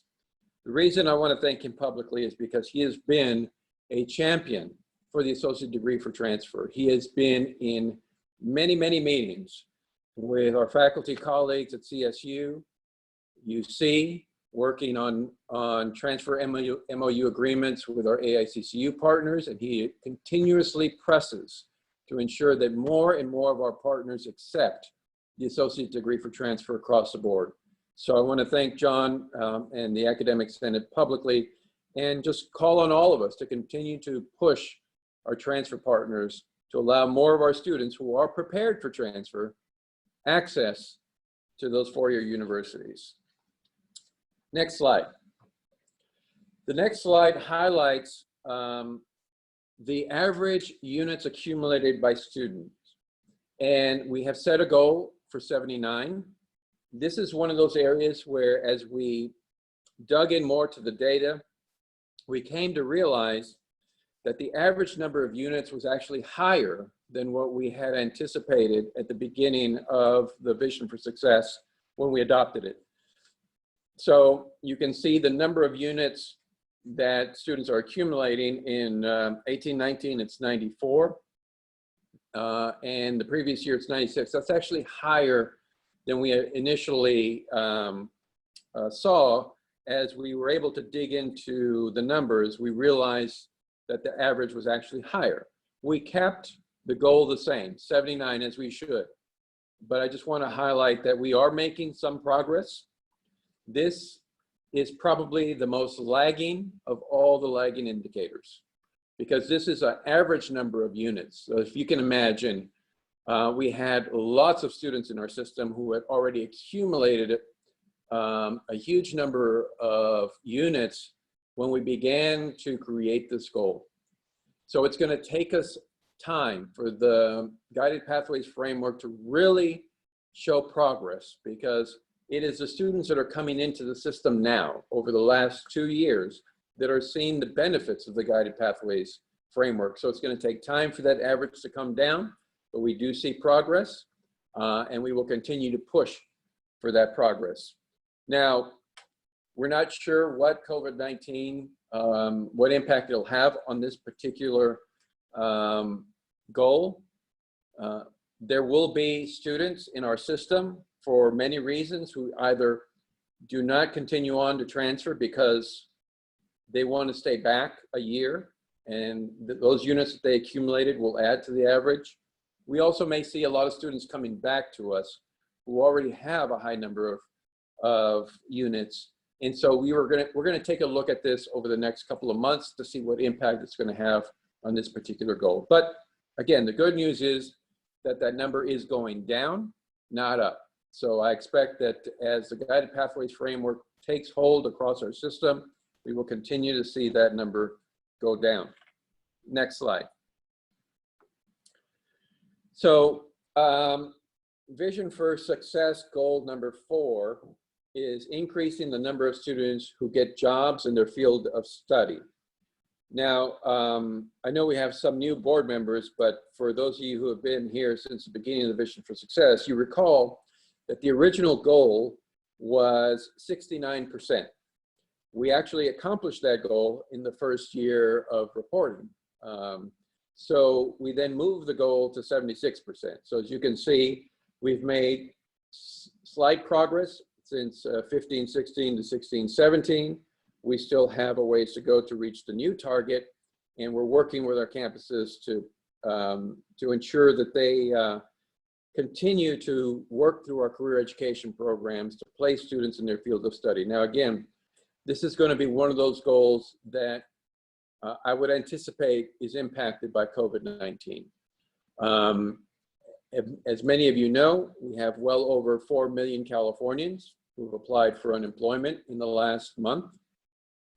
We have scores of employers who have shut down, who are not employing anyone. And so this is going to be an area that we're going to take a hard look at. My hope is that once the recovery begins, these jobs open up for our students. But again, this is going to be one of those areas where we are impacted by forces outside of what's happening in the California Community College. In addition to the impact that we're going to face with the proposed budget. The proposed budget does cut the strong workforce program significantly by a little bit more than half. And this may have a direct impact on our career education programs and their ability to place students in the jobs that are going to be created in the recovery. Of course, we will be advocating vigorously with our partners to mitigate the cuts to the strong workforce program, but this is an area that we're going to pay considerable attention to as we move forward. Next slide, please. So the next slide highlights the equity gaps and our goal to reduce equity gaps among underrepresented students by 40% over 5 years and eliminate them over 10. Now, the good news in this slide, if you can pick it out, is that all of our student groups are increasing. All boats are rising. That's a great thing. And again, I want to thank our colleges for implementing all the reforms that we've put into motion. It's having an impact on all student groups. All boats are rising, all student groups are improving. The challenge, as you can see, is that while all student groups are improving, in particular, African American and Latinx student populations are not improving fast enough to close the gap. So for example, for our African American students, they would need rates of increase around 2.8% more than whites in order to close the equity gap. Latinx must increase their rate by at least 3.9% to close that gap. So this is something that we're going to continue to pay particular attention. Again, it's important to recognize that African Americans, Latinx students, white students, Asian students, they're all improving. But we need to ensure that demographics like African Americans and Latinx improve at a faster rate. Now, some of you may be asking, why are these gaps so persistent and so challenging? And I know that I'm speaking to the choir here, but just as a reminder, we serve 2/3 of California's undergraduate students, but our students receive only 5% of Cal Grant support, despite 43% of our students meeting the income requirement for fee waiver. This is why we've been advocating for a cost-based framework that removes the current barriers. It's important for us to continue this advocacy because one of the main reasons these student populations and all low-income student populations continue to struggle is because they have to work in order to go to school. And many of them have to go part-time. So, for example, 77% of African-American students attend part-time, and 41.6% of these students have at least one dependent. So as you can see, they have numerous challenges that they have to overcome. So it's important for us, even in this fiscally constrained environment, to continue to think about ways that we can provide those lowest income students resources that they need so that they can go full time. So we're going to continue to press on that. It's also important reminder why equity-minded online instruction and modalities like competency-based education is so important right now. I want to thank the governor for recognizing in the May revise for calling on our system as well as the CSU and the UC to increase the amount of competency-based education instruction that we provide across all three systems. We need to be able to reach these students in every way possible. We need every tool available to reach our lowest income demographics. So we will work with the governor, the legislature, to ensure that we do our part to increase the amount of competency-based education that we provide, and certainly we'll rely on Calbright as sort of the North Star in how we can ramp up and scale up competency-based education. And this also highlights the importance of AB 705, which is showing that some bright spots in this data. So recognizing that we still have challenges, we also have some bright spots. So let me highlight a couple of those. First, Because of the implementation of AB 705, we have been able to close the equity gap between Latinx students and white students for transfer level English success. Let me repeat that. We have closed the equity gap between Latinx students and white students with regard to transfer level English success. That is a huge accomplishment. And that, again, the amazing faculty warriors who have been pushing so hard on equity-minded practices, we are starting to see the fruits of that effort, and I think will help us accelerate closing the equity gaps for Latinx students.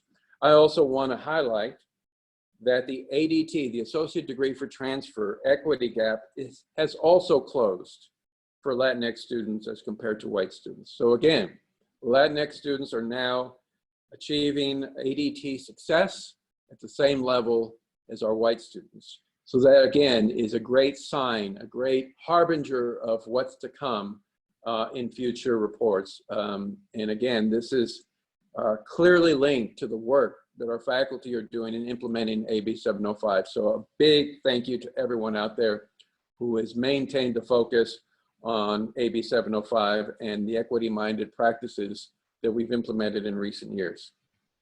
Let's go to the next slide. Goal number 6, our last goal.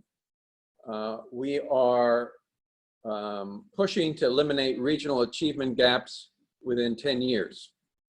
So as you can see from the slide, the Bay Area is sort of the high point.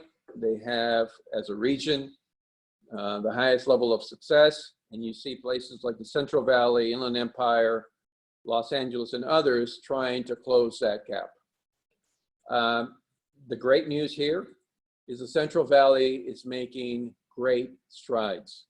The Central Valley in particular has made progress, and I have to take a moment to thank all the Central Valley colleges, many of which we visited over the last couple of years. They're doing amazing work, and you can see that they're beginning to close that gap at a faster rate than our other regions. There is amazing work happening, continuing to happen in Inland Empire and Los Angeles and the far north, so we will continue to work with them.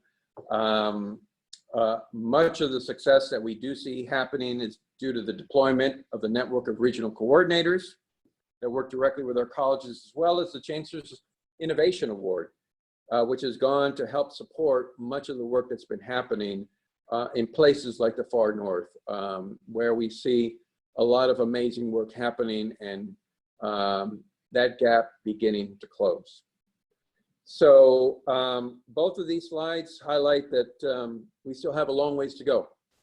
And we're going to keep pushing hard, and particularly in this COVID environment, we need to double our efforts to ensure that we do not lose any more students behind just because we have this crisis. Next slide, please. So just as a reminder, the way we look at this, this is a continuous cycle of improvement. This is not a one and done situation.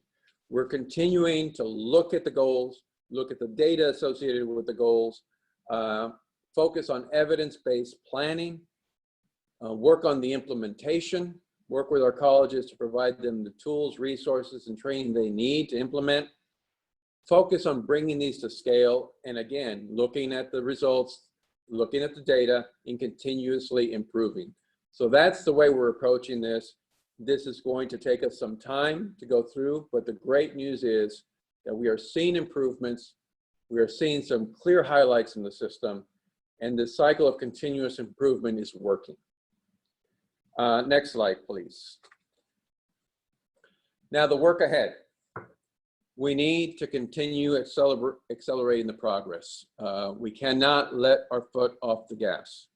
We need to continue the guided pathways implementation, continue to work with our partners to provide more and more support for our colleges.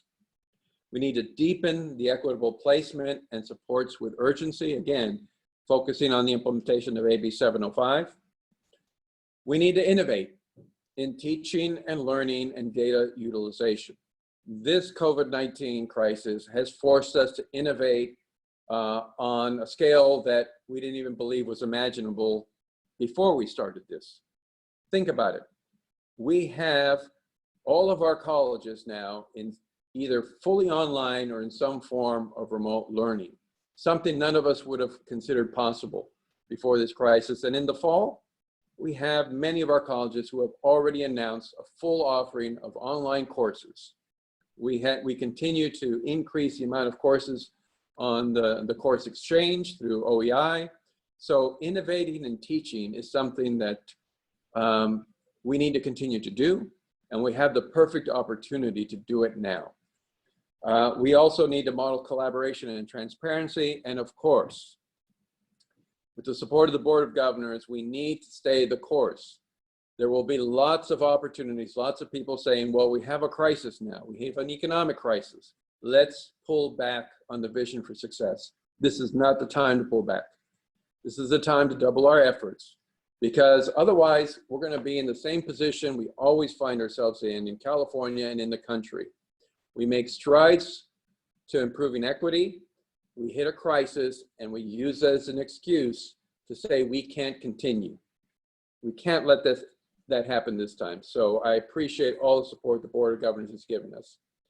And speaking of equity, this crisis has also highlighted the challenges we still face with equity.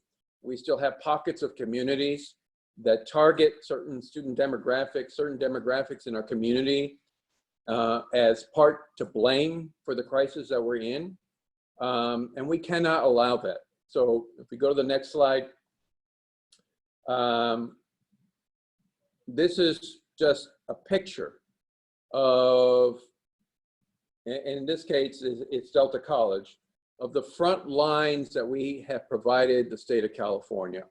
Our nursing students, allied health students, first responders of all shapes and sizes, all backgrounds are on the front line, literally saving us. These are our students, and our community colleges have been amazing.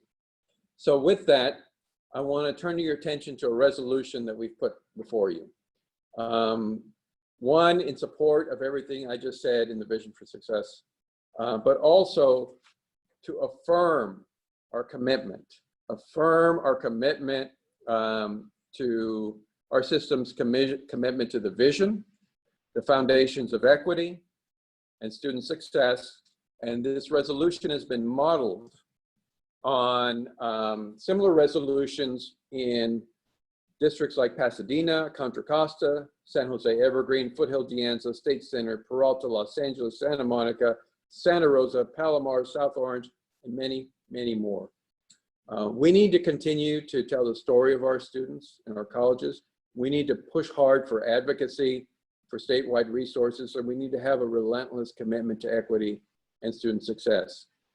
The resolution we put before you encapsulates all of that. And this is a time where we need to celebrate and support the diversity of our system, support the amazing work that our system has done to respond and recover from COVID-19, and make a clear commitment to the vision for success, to equity, and to the success of our students.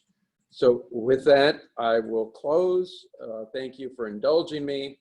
And turn it back over to Board President Tom Epstein for any questions from the Board of Governors.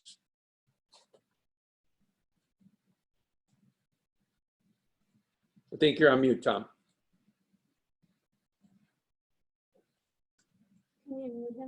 I said, thank you, Chancellor. It was an excellent presentation, and we're now open to comments from the board, which I expect there will be a few. I have something, Tom, if I can start. Board Member Perigo. Sure. So I just, Chancellor, have a few things that I think are connected to what we talked about today that I just want to pass along to you and your staff as we continue to think about ways that we can help achieve these goals in the system. So I was at recently at the FACT Advocacy and Policy Conference and just dialogued with some faculty members. I know that you have the ESL guidelines work group meeting coming up, and I just wanted to continue to encourage everybody to get that done as fast as possible. Those faculty members are really looking forward to, you know, starting that work or continuing their work in that area. So I just wanted to encourage everybody on that front.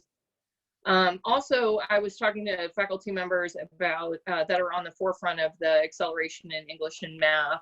And one thing, data set that they think would be important if it can be provided or if we can think about it is looking at pre-census attrition and thinking about students that don't even make it to census. So we don't even know if they, you know, we don't really count them as a success or non-success. So if there's any way that we could sort of capture that data and then do some research to figure out why they may have not even made it to census, I think that could also help us double our efforts in improving the work that we're doing so that we can understand the student experience from that perspective. So that I wanted to pass along. Also, the faculty wanted to, and I know this is always an issue and it's always challenging, so I certainly am just bringing it forward as food for thought and don't have a solution to it, but really want more statewide coordination of the guided pathways efforts. I had a number of people talk to me about, you know, if we could dialogue about more ways to work with like RP, ASCCC, your office, and put together ways that, and I know we do some stuff in this area. So if it's just like people aren't getting the message, maybe it's a communication problem, but nevertheless, they really want a place where there's collective knowledge and that we can coordinate that knowledge and work together for professional development reasons. So I just felt like those were kind of germane to what we were talking about. And then I wanted to ask you one question, because you know that there's no way I'm not going to talk about the ADT. As much as I can appreciate how much it helps some students, you know, I still have concerns that it doesn't help some students. And I have some concerns that with it sort of being part of the student centered funding formula, that it's just gotten a greater level of scrutiny or, you know, gusto. So just for context, at my college, just to use as an example, generally maybe 3 or 4 students per year would achieve an associate's degree in my particular discipline because they just really don't need one to transfer.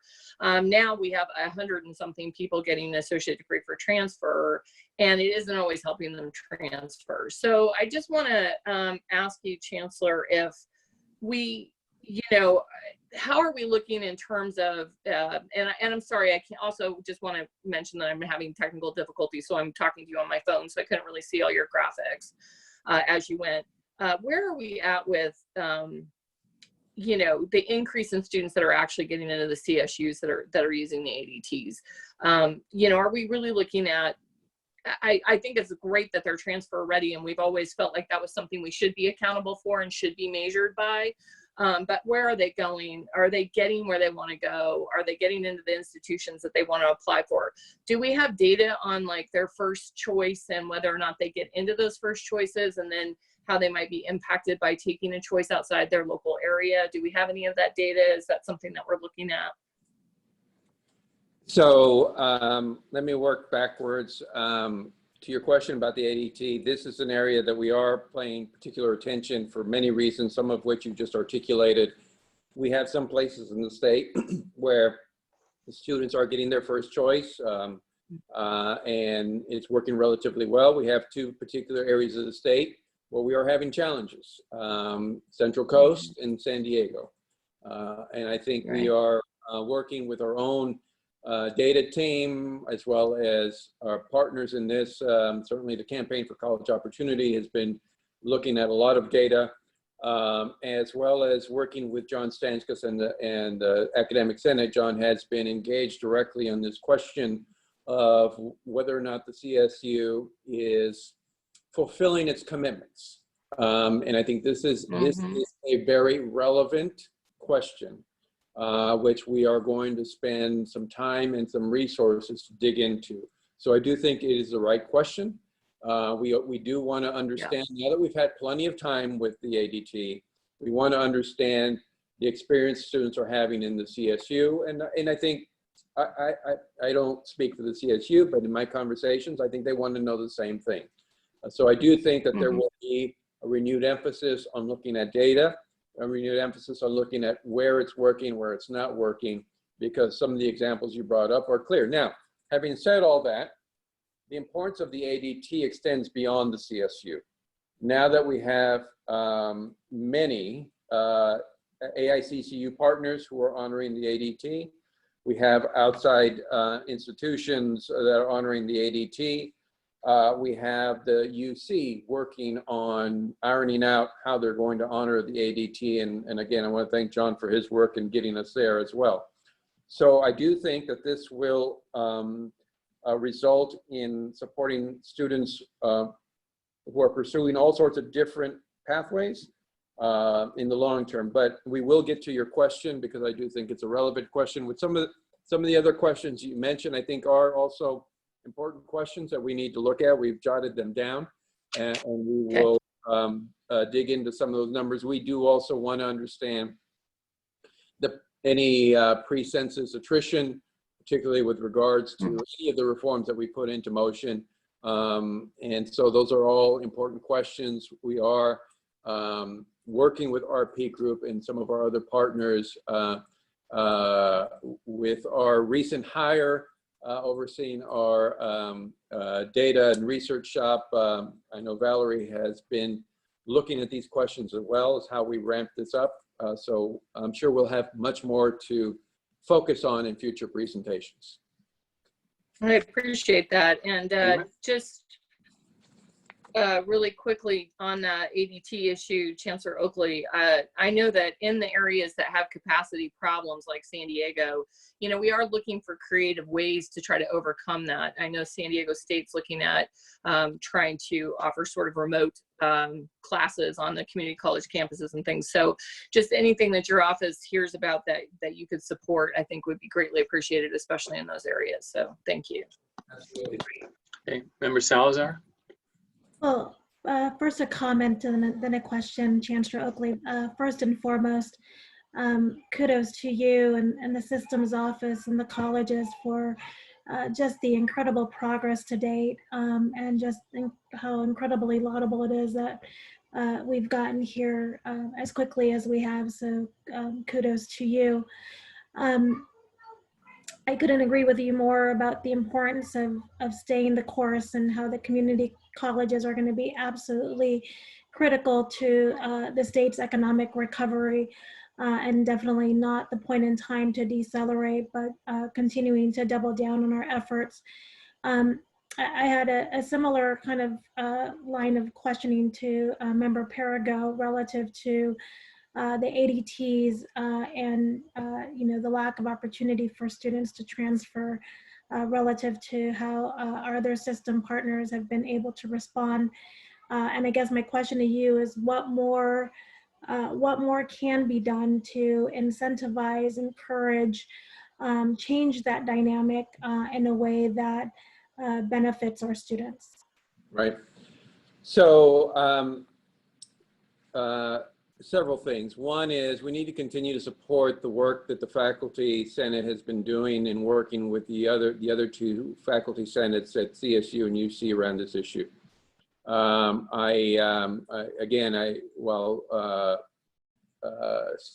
State Senate President John Stanskas is leaving that role. I'm hopeful that the Academic Senate will continue to rely on John to press on this issue. In particular with the CSU. I think we have communicated some of our concerns in the data to the governor's office. We need to continue to highlight that data. We need to continue to work with our partners like the campaign who has been so involved with the ADT. I know that they are looking at doing research as we speak about who is succeeding with ADT and who is not. And lean on our other research partners like RP Group to ask these questions. We need to really, we're at the point now where we need to ask specific questions about what is happening. Why are not all of our students transferring? Clearly, we are preparing our students. We are doing our job. And I think the data now is clear that we have a gap between the work that the community colleges are doing and the work that our transfer partners are doing. That's something that we need to highlight at all levels, and it will certainly be at the top of my list when I sit down with the new chancellor of the CSU, whenever that might be. And in the meantime, I will certainly communicate that and with Chancellor White. Thank you. Okay, any other members? I just want to commend the chancellor and everybody involved too. I was there in the beginning of the creation of this framework, and I think people balked at the fact that the goals were so high, and to see such progress is just extraordinary. And so I just wanted to say that, and and also I just reiterated, it says the relentless commitment to equity and student success has to continue as we move forward, because there will be forces that will try to stop us. And so we have to just marshal all the resources we have to make sure that we can go forward. Thank you, Eloy. Thank you. Member Aguinaldo. I just wanted to thank Chancellor Oakley, the Chancellor's team, the colleges, and everyone in the system for your laser-like focus on the long-distance run that is student success and equity. But I wanted to thank the Chancellor's team specifically for bringing forward this resolution that shows our relentless commitment to student success and equity in a climate where we unfortunately may need the reminder. So if you haven't read John Cho's op-ed entitled "Coronavirus Reminds Asian Americans Like Me That Our Belonging is Conditional," I highly recommend it. In it, John says, one moment we are Americans and the next moment we are all foreigners who, quote, brought the virus here. So John talks specifically about the Asian American community, but the impact of his op-ed is much broader than that. So we cannot accept this ridiculous proposition that our student body comprised of underserved and underestimated communities form the backbone of our economy and especially our recovery, but then we can forget about them when the going gets rough. So the resolution itself reaffirms the Chancellor's office and the board's vigilance in fighting hard for student success and equity at all times. There's a oft-mentioned quote that says, "It's what we do during times of crisis that defines us." And if that's true, as the Chancellor said, we are doubling down. So thank you to all of the districts who paved the way for the resolution. I wholeheartedly support it and encourage my fellow board members to do the same. Vice President Haynes. Thank you. So I'm not going to repeat anything that Hildy said. She was right on the mark. But I do, as a trustee of in a community college district, I do have a question for the Chancellor, and it's this. When I went through your PowerPoint, I understood every element of it because it was clearly laid out where we were, where we are, where we need to go. However, that is not always the case, even though all of our 114 colleges have realigned to the success model. We don't express our data in the same way, which is sometimes very hard for trustees to see exactly where they are, where they need to go. Is there a way not only just to share this template, but encourage a clear representation of the data so that we as individual districts, individual colleges can see where we are and then discuss where we need to go, because that becomes a problem for the 440, 450 trustees trying to figure that out sort of on their own, sometimes with not enough information or information that is there, but it's just too difficult in the PowerPoints that are presented or in the information that's in the data that's presented to exactly see a clearer picture. Thank you, Board Vice President Haynes, for bringing up that point. That is a point that we are particularly concerned about. Unfortunately, some of the more recent efforts to try and get to this were impacted by COVID-19. So for example, the Vision Summit was really an opportunity for us to focus on this data, to focus on what we mean by equity, what data we're looking at, and begin to make that alignment. We will come back to that. We will have those opportunities. We have a trustee fellowship coming up that we are remaining committed to following through with, which will highlight specifically how should trustees be looking at the data? What questions should they be asking based on the vision for success? What does goal alignment mean? How does the guided pathways framework help us and guide us in this kind of inquiry? So we're going to continue to follow through with those, even though we've had this slight interruption, and continue to find more ways to highlight this question of, ensuring that we're all aligned about what data we're looking at, what does this data mean, and what questions should be raised based on that data. That doesn't mean that we don't ensure that local districts continue to focus on their unique characteristics in their community. Of course, we want them to do that. But on a statewide basis, we need to continue to gravitate toward this way that we look at data and that we measure the equity gaps that continue to persist. So your point is well taken, and we do have a plan to follow up on that question. Thank you. Tom, can I ask a question? You certainly may.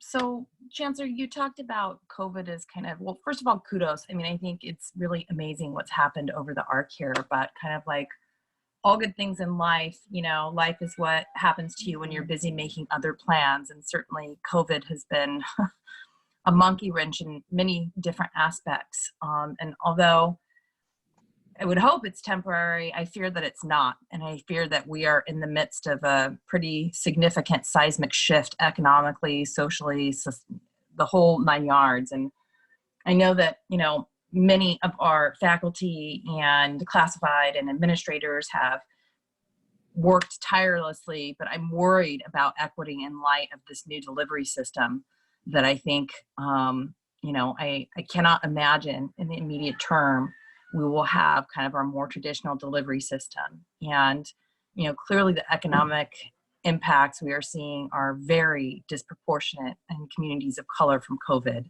And I worry that that also impacts our students in a disproportionate way. And then we layer on this new delivery model. So I'm just curious, what kind of data are you collecting given COVID and the impacts on equity that might be having?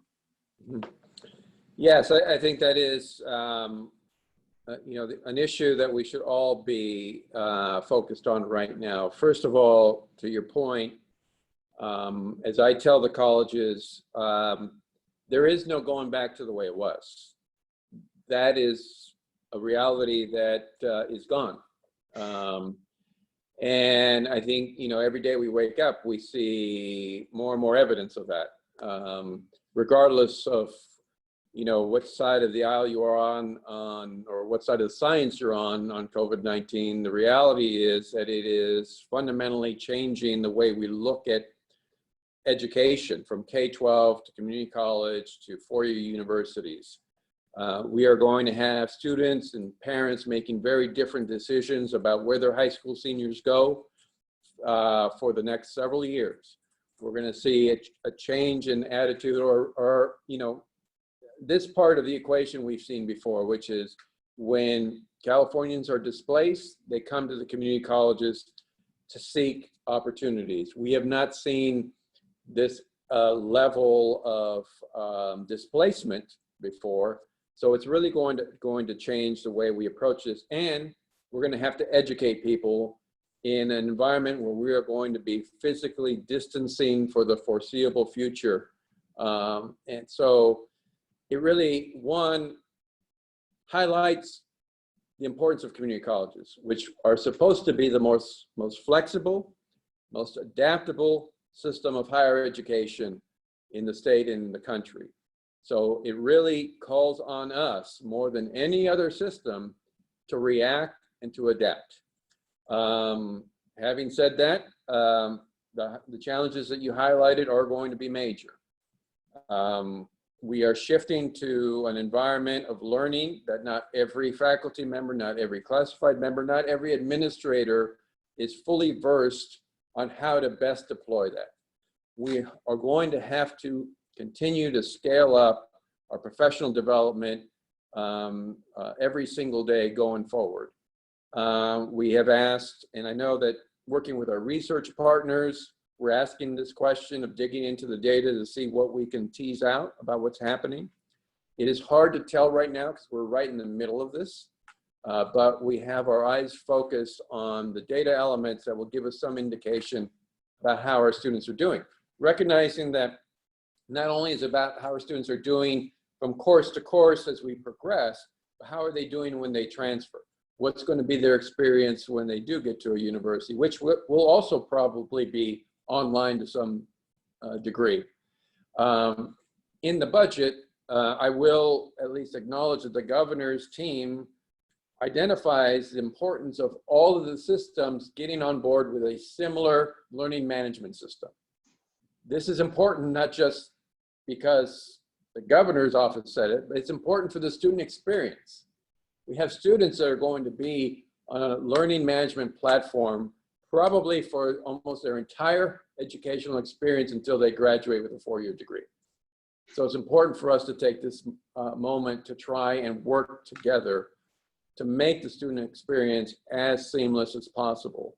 The budget is going to have an impact on that, but again, I just think that now is our opportunity to rethink how we deliver that education with a focus on data. We have the data systems now, much more robust than we had in 2008 when we began your last recession in finance.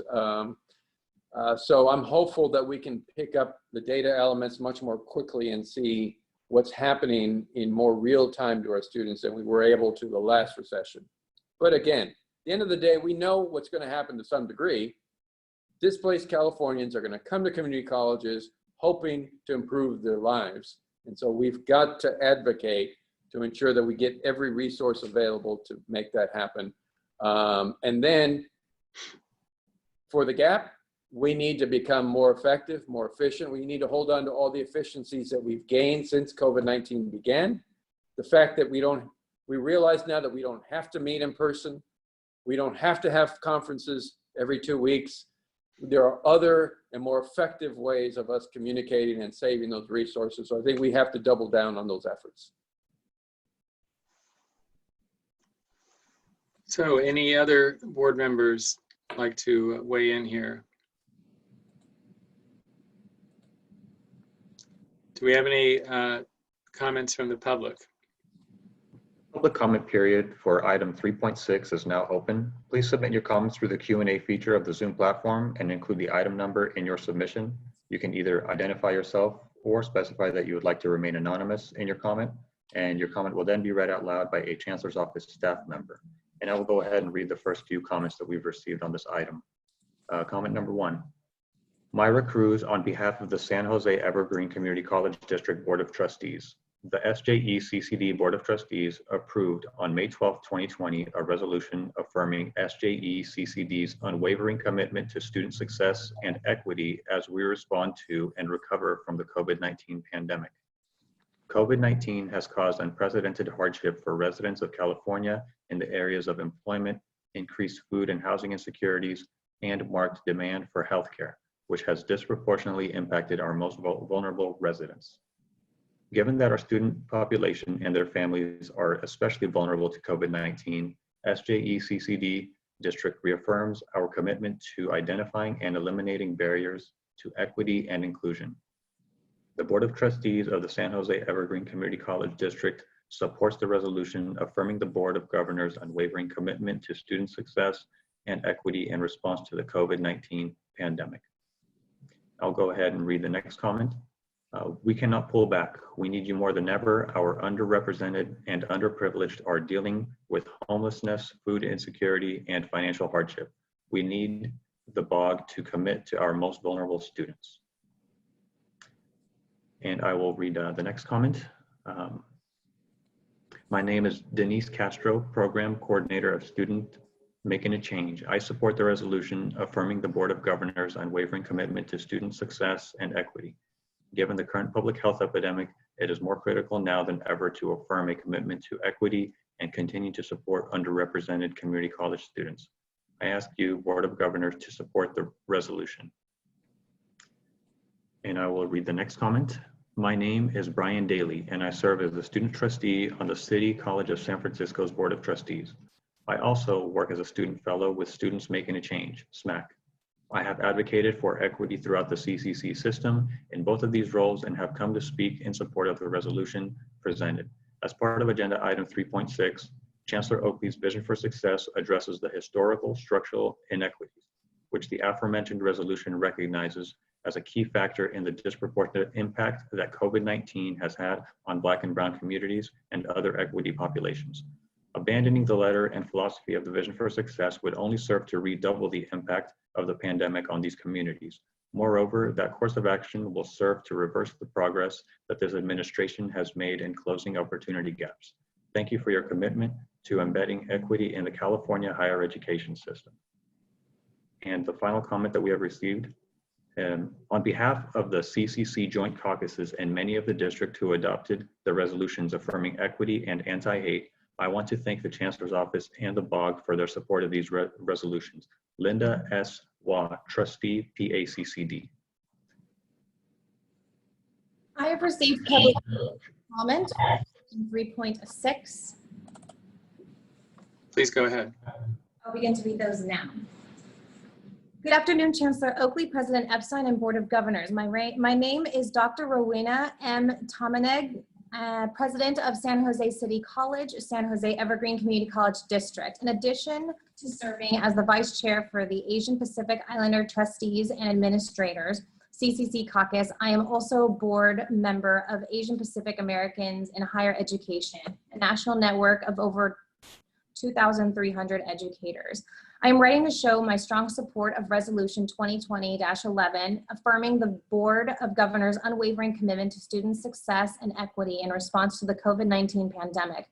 The resolution is sensitive to the ways in which historically minoritized communities, African Americans, Asian Americans, Latinx, and Native Americans, have been impacted by the COVID-19 pandemic. The negative and harmful impacts are clearly stated: increase in xenophobia against Asians, disproportionate mortality rates, economic unemployment, and access to education.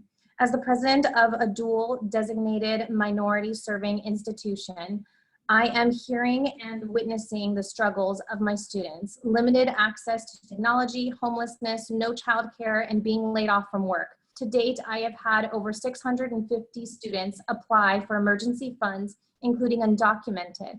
I have also received reports from Asian American staff and students who have experienced racially motivated verbal attacks and discrimination while going to the market or walking in public. APAHI has also been concerned with the anti-Asian COVID-19 related xenophobia that has emerged across the United States, evidenced by the 1,500 plus incident reports filed with the Stop API Hate Reporting Center.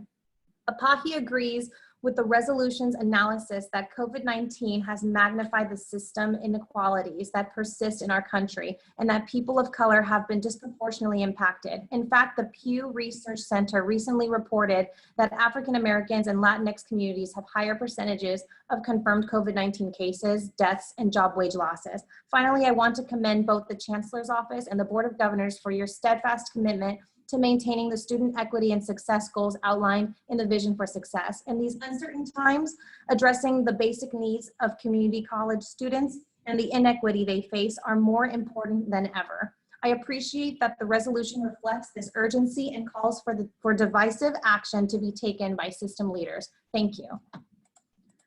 The next comment I have received is from Martha Garcia. I will read that now. Dear Chancellor Oakley, President Epstein, and Board of Governors, my name is Dr. Martha Garcia, Superintendent President of Imperial Valley College. I am writing on behalf of the coalition, which represents 3 organizations, A2MEND, APAHI, and Colegas. Our coalition, comprised of thousands of united brothers and sisters of historically and underrepresented groups in the California community college system, has pledged to collectively eliminate barriers to equity. Etumend Apaki and Colegas would like to formally emphasize strong support of Resolutions 2020-11, affirming the Board of Governors' unwavering commitment to student success and equity in response to the COVID-19 pandemic. The resolution is sensitive to the ways in which historically minoritized communities, African Americans, Asian Americans, Latinx, and Native Americans, have been impacted by the COVID-19 pandemic. The negative and harmful impacts are clearly stated: increase in xenophobia against Asians, disproportionate mortality rates, economic unemployment, and access to education. Finally, we applaud both the Chancellor's Office and Board of Governors for your commitment to maintaining student equity and prioritizing our success goals outlined in the Vision for Success. In these difficult times, addressing the basic needs of community college students and the inequity they face is extremely crucial. We value that the resolution reflects this urgency and calls for decisive action to be taken by system leaders. Thank you. Dr. Martha Garcia, Superintendent President, and Dr.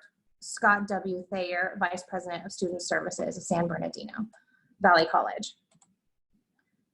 The next comment I have received is, good afternoon, I am Julia Vergara, Puente Co-Executive Director. Thank you for the opportunity to say a few words about the resolution for equity and student success. Reaffirming your commitment to educational equity is critical for all students, especially during these uncertain times. We have been talking to students throughout the state, and equity-driven programs and practices are more important now than ever. Our students have had to adjust to a new way of being in a drastically changed world while maintaining their studies. They have had to make difficult academic and personal choices. Our students have made sacrifices and have taken extraordinary steps to continue with their education. Educational equity continues to be the core of Puente's work. Today, by focusing on equity and transforming how we work with students, we have the opportunity to close the equity gap by ensuring every student is met where they are, academically, linguistically, cognitively, emotionally, and physically. We know that the next semester may come with a great deal of uncertainty, so it is important we continue to provide its faculty with professional development opportunities that cultivate students' cultural and social capital and encourage their sense of belonging. Because we believe that Puente's pedagogy and practices are successful with all students, Puente is extending the reach of its professional development by inviting all community college faculty to experience its training programs. Our goal is to connect as equity-centered educators, identify and practice resources, and to share strategies that create meaningful connections with students in order to support their learning. We deeply appreciate your focus on equity, since educational inequalities will result in the continued disempowerment and marginalization of our communities. We must remember that these communities are not only resilient, but have tremendous intellect, innovation, and heart. Thank you for supporting this resolution. The next comment I have received. Dear Board of Governors, as an organization, this is from the Education Trust West.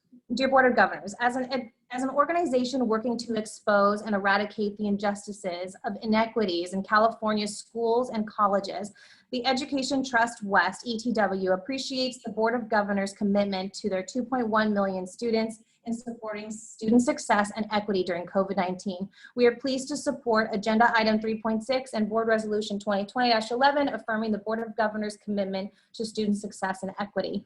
Much like the BOG and the California Community College System, ETW has identified and prioritized meeting students' basic needs and closing the digital divide through our Equity 8. In response, ETW has advocated for the adoption and implementation of the Pandemic Electronic Benefits Transfer Program for our K-12 students. We're working with our Federal Ed Trust colleagues and other advocates to expand SNAP benefits to college students who are currently ineligible, asking policymakers to preserve students' Cal Grant eligibility and advocating alongside the Chancellor's Office, the California Student Aid Commission, and other stakeholders for emergency aid grants to to college students. Additionally, ETW acknowledges that college students also experience difficulty in accessing broadband services and technology at home. We have heard student stories of how they often depend on internet access through their colleges, public libraries, fast food restaurants, coffee shops, and Wi-Fi enabled buses. With these accessibility options being disrupted, they find themselves scrambling to find other means of accessing the internet to continue their learning. In efforts to close the digital divide, ETW recommends defining the extent of our problem by estimating the number of students who have not been reached since colleges have moved to distance and online learning, encouraging individual colleges and whole segments to issue baseline guidances in the development of distance learning plans, leveraging federal stimulus dollars towards improving distance learning accessibility for students, incentivize public-private partnerships to provide additional services to students and families in high-need communities, and urging Congress to modify the federal E-rate program to grant students from lower income communities access to technology and the internet. In closing, the Education Trust West commends the Board of Governors for committing to equitably supporting students and their success during these unprecedented times. We have long considered Chancellor Oakley, his team, and many of the BOG members equity champions within the largest system of higher education in the country. We stand ready to help elevate the needs of California community college students and advocating for equitable solutions moving forward. Sincerely, Dr. Alicia Smith Arriaga. Lastly, I have a couple comments. One from Colegas, California Community Colleges, Organization de Latinx. Good afternoon, Chancellor Oakley, President Epstein, and Board of Governors. As a founding organizer of a new organization comprised of 638 Latino, Latinx professionals in the California Community College system, and those who support our mission of empowerment, guidance, and advocacy for success, Colegas strongly supports your commitment to our students in item 3.6, 2020 State of the System Report, and the resolution 2020-11, affirming the Board of Governors' unwavering commitment to student success and equity in response to COVID-19 pandemic. Thank you for your honest and brave leadership in boldly stating the facts regarding the role that xenophobia and racism play in this pandemic. Our college work will no doubt continue to dismantle these unjust impacts on African American, Latino, Latinx, and Native American communities, and the hate targeted toward members of the Asian Pacific Islander communities. It is during this unprecedented crisis that everyone can clearly identify that the disparities that exist along racial lines are a matter of life and death. Thank you for your responsible leadership and support for our students, our colleges, and our continued work towards social justice. Thank you for continuing to advocate for students in our system as we continue to focus on racial equity and providing our students with the validation, support, and education they deserve. Sincerely, Cynthia Olivo. And then the second letter is from the Chief Student Services Officer Association. Good afternoon, Chancellor Oakley, President Epstein, and Board of Governors. As an organization representing student services across the state, I am pleased to support item 3.6 State of the System Report and Resolution 2020-11 affirming the Board of Governors' unwavering commitment to student success and equity in response to the COVID-19 pandemic. Thank you for recognizing the harmful impacts that racism plays during this crisis and supporting our Asian and Pacific Islander communities targeted during this disaster, as well as the African American, Latino, Latinx, and Native American community members who are experiencing disproportionate rates of contracting and dying from coronavirus. These results are no doubt tied to the historical and current day systemic racism, structural inequities, and ongoing microaggressions that occur against members of these minoritized communities. Thank you for recognizing the impacts this pandemic is having in the lives of African American and Latino, Latina, Latinx individuals who are often in roles considered essential and are placed at risk of exposure due to the need to work to provide for their family members. I am the Vice President of a large Hispanic serving institution and Asian American, Native American, Pacific Islander serving institution. And so far, 3,445 students have applied for emergency aid, including undocumented students and students who are ineligible for federal CARES Act funds. The experiences they describe range from high rates of unemployment, lack of access to the appropriate technology, food insecurity, homelessness, health issues, and high levels of stress, anxiety, and despair. Asian Americans and Pacific Islander students have also reached out to express fear in doing essential activities such as going to the grocery store, as they do not want to risk experiencing racist attacks, as well as feeling alarmed for their peers who also may be experiencing increased anxiety. Of course, we are working hard to meet every need, and it helps to have leaders like you supporting us. Your commitment to our students during this crisis and beyond is appreciated, and we thank you for your unwavering dedication to racial equity and student success. And we have received one additional comment through the Q&A, and I will read it now. As a student of color in community college and forever an advocate for education as a means of positive, holistic change, I support the resolutions of the board.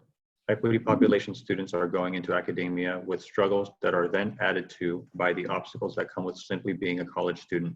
COVID-19 is making these gaps and disadvantages more stark, and is encouraging to see the actions this board has taken in an ongoing response to the systematic challenges observed. Thank you. And there are no additional comments at this time. Thank you, and thank you, Ms. Castro, for an excellent reading, Mr. Golovay for excellent reading. Can tell you're an actress, Christina.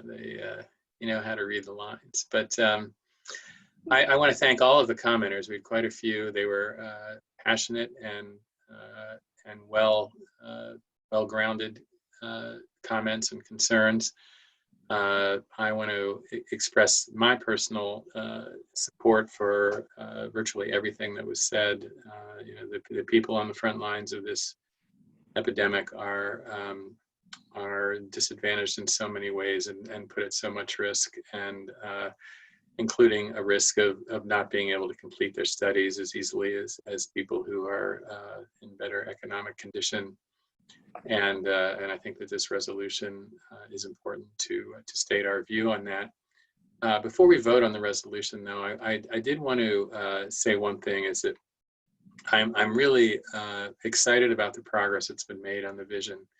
And I'm actually a little surprised that we've had as much success as we have, because the challenge of turning this big ship around in a short period of time are many.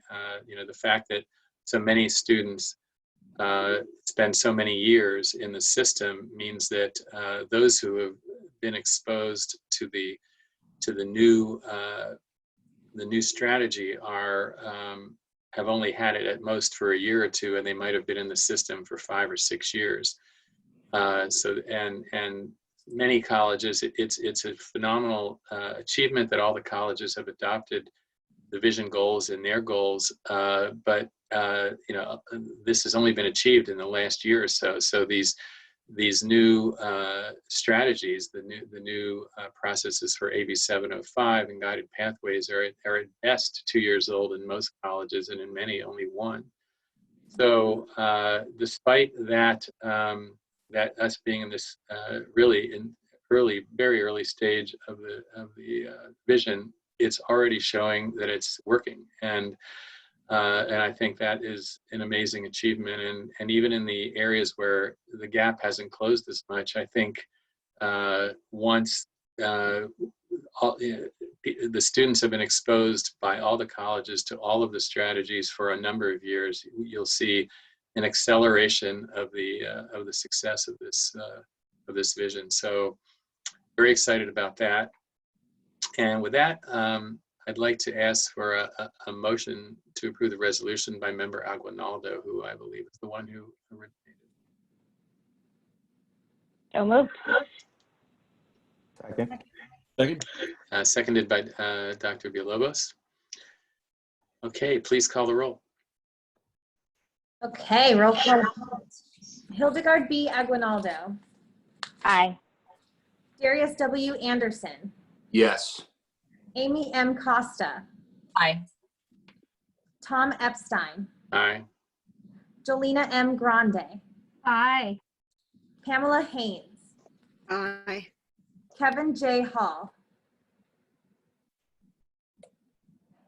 Kevin J. Hall. I'll come back to him just in case. Kim Perigo. Kim Perigo.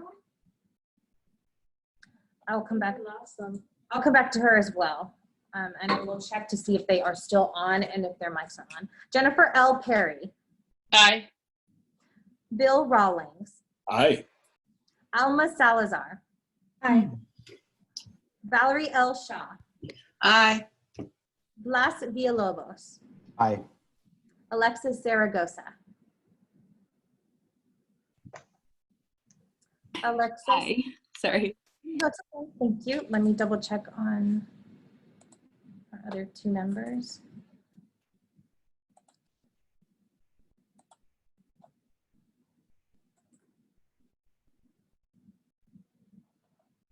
I saw.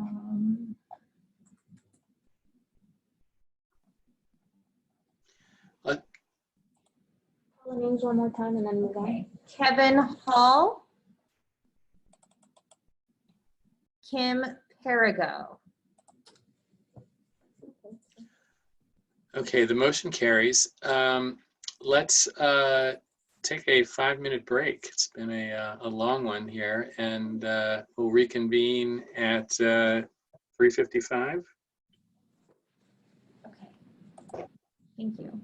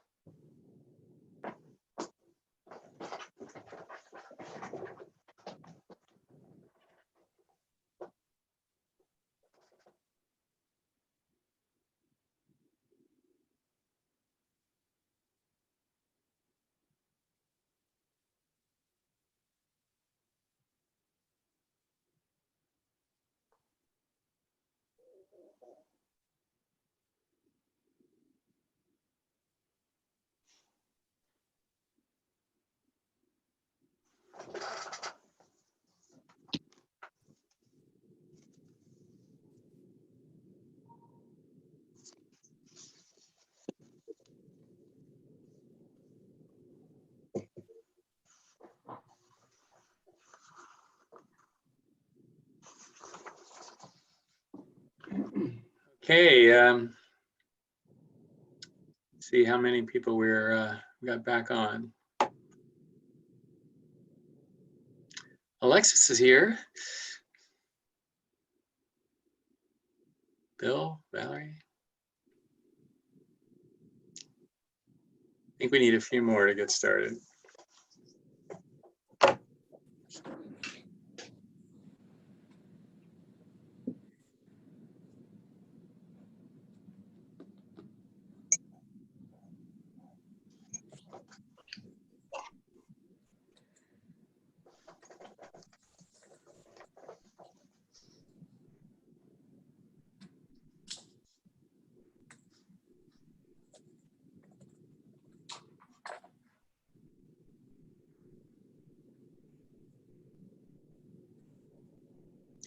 All right, I see at least a quorum here. So we'll reconvene and with the first reading, the Conflict of Interest Code amendments. Item 4.1 is the first reading and public hearing for proposed amendments to the regulation promulgating the Board of Governors Conflict of Interest Code. The Chancellor and staff will now provide information on the item. Thank you, President Epstein. So this is a first reading. We are not asking for a vote this meeting, but we'll bring this back in July for a vote of the board. And I'm going to hand this over to our Deputy Counsel, Fermina Villegas, who did all the legwork on this item. He'll give you the background and explain what we're doing here today. Fermina? All right, thank you, Mark. Good afternoon, President Epstein, Vice President Haynes, Chancellor Oakley, and members of the board. As I'm sure you're aware, the Political Reform Act prohibits government officials and employees from being financially interested in any governmental decisions in which they take part. Among other things, the Act requires that state and local government agencies maintain a conflict of interest code that identifies the officers and employees of those agencies who make governmental decisions and disclosure categories that apply to them.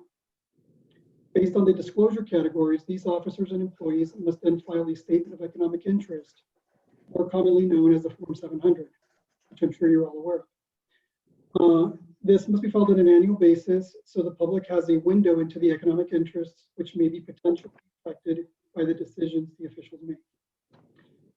In order to make sure that the agency's conflict of interest codes are current, the PRA requires that agencies review and update their codes every 2 years. For state agencies such as the Board of Governors, this review and update must take place in odd-numbered years. The Fair Political Practices Commission is a state agency tasked with monitoring and enforcing compliance with the PRA, which has dealt notice to agencies to update their codes, which our agency received last year.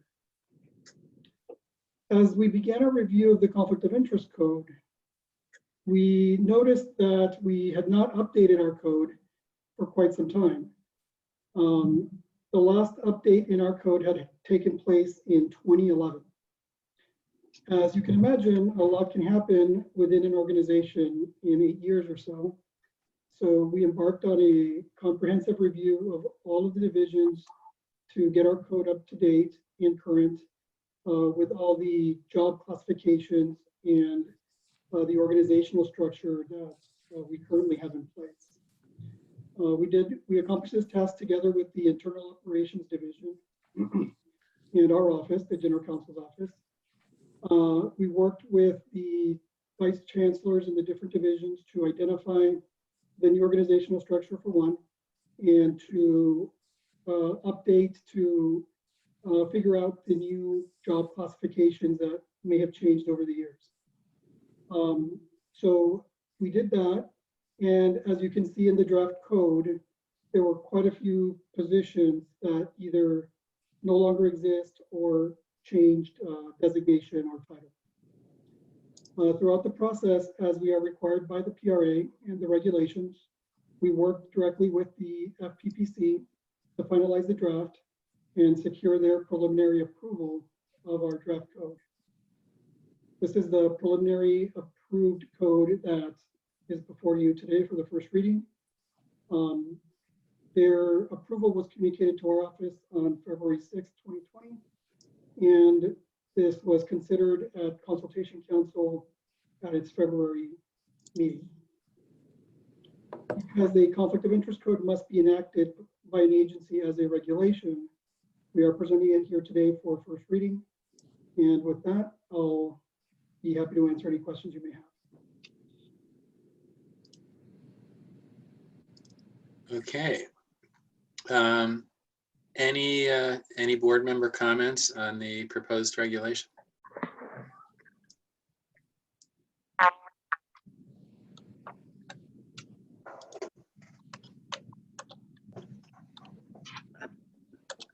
President Epstein, I Yes. do have a question.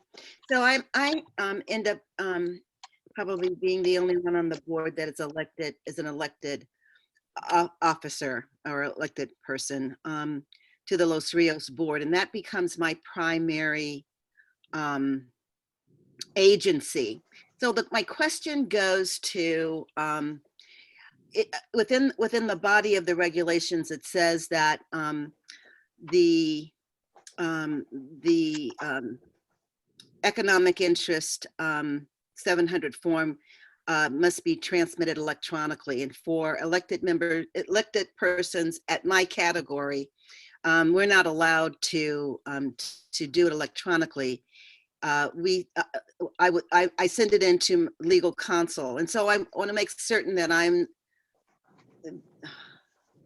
And then because I serve on the Board of Governors as well as a member of the Board of Trustees for Calbright, I send them an original signature of what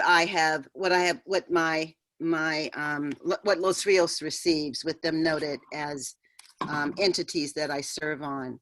So I want to make certain that that's the understanding of the folks at in the Chancellor's office. Yes, I believe that is the case. It may be that the electronic filing, ability to file electronically is relatively new. And so it may be that other agencies may not have updated, they may not be in the cycle yet to have updated their regulations to reflect that. So I'll check again with my legal counsel, but I did ask that last year, but I'll ask it again this year. Okay. Thank you. I just want to note that my battery's running low and I can't seem to figure out why my plug isn't working. So if I lose you, Vice President Haynes, please take over. Yeah. Okay. Mine too. Are there any other questions from the board? Oh, here he comes again. He's okay. No, I'm not. Are there any other questions from members on this item? This is a first reading. It will come back to us in a second reading for approval. Any public comment? Public comment. I'll announce that the public comment period for item 4.1 is now open. Please submit your comments through the Q&A feature of the Zoom platform and include the item number in your submission. You can either identify yourself or specify that you would like to remain anonymous, and your comment will then be read out loud by a Chancellor's Office staff member. As of this time, we have not received any comments through the Q&A feature. I have not received any public comment via the email feature either. And I did want to take this opportunity to say that Kim Perigo did mention that she was having internet issues, but she would like to register an affirmative vote on item 3.6. Thank you. Yes. Okay, thank you. I appear to have solved my electric power issue, and so you're stuck with me for the next item. Item 4.2 is Oh, wait a minute. Excuse me, let me close this one. I'm actually supposed to bang a gavel. The public hearing on item 4.1, the proposed amendments to California Code of Regulations, Title 5, Section 5500 is now closed.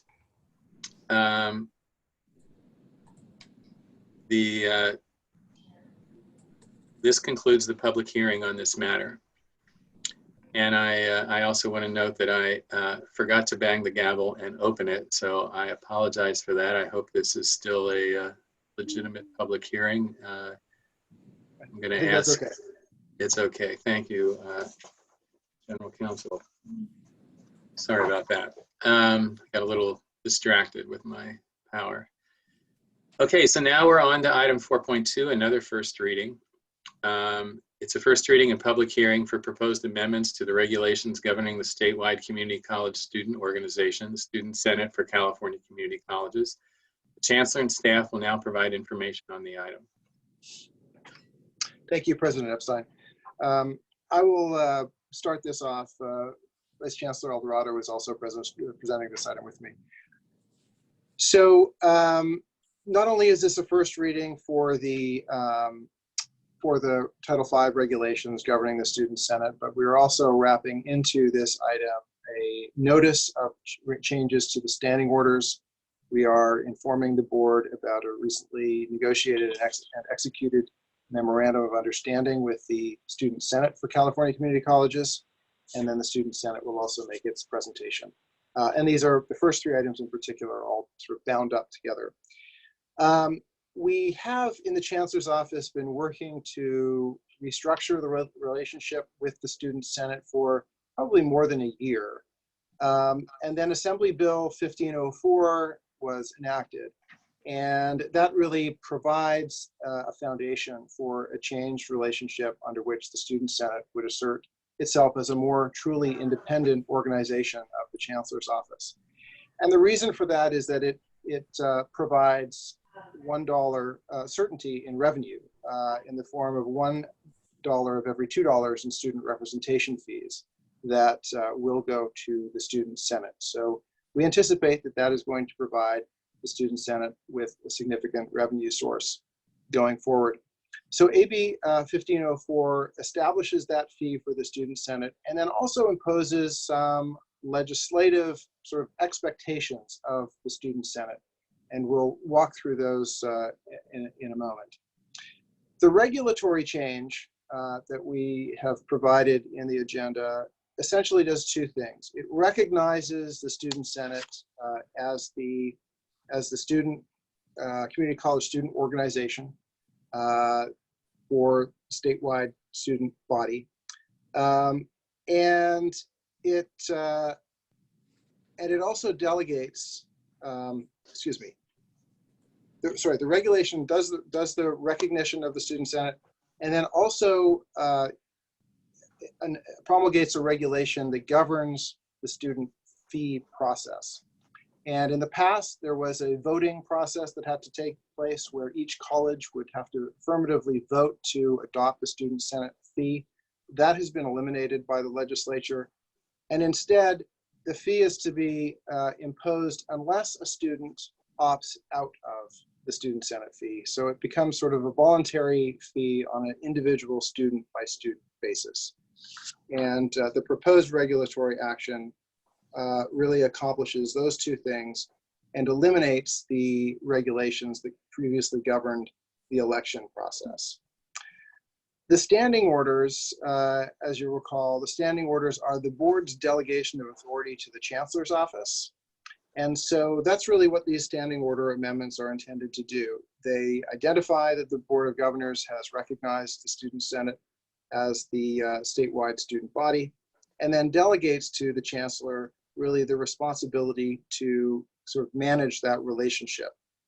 The Chancellor is also to assume the financial responsibility that the legislature has imposed in the Education Code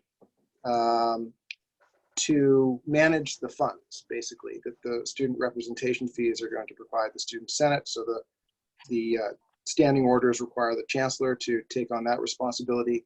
and then also enter into a memorandum of understanding with the Student Senate to provide the specifics of the relationship.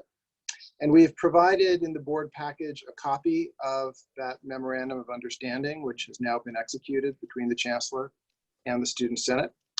And it enumerates the commitments the Student Senate is making to the Board of Governors and the Chancellor's office.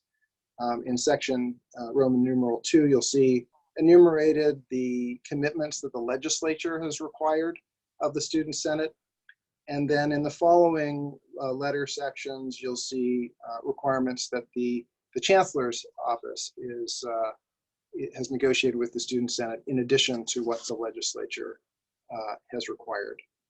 And then the Chancellor's office commitments are outlined in Roman numeral 3. And then the Board of Governors has a reservation of rights. It is the Board of Governors' authority to determine what organization will be the statewide student representative organization. And notwithstanding the MOU, the Board of Governors reserves the right to make that determination essentially at any time. So that really covers the 3 main pieces that we wanted to talk to you about. And I think now would be a good time to respond to any questions that you may have about these 3 items, and then we'll have the Student Senate make its presentation.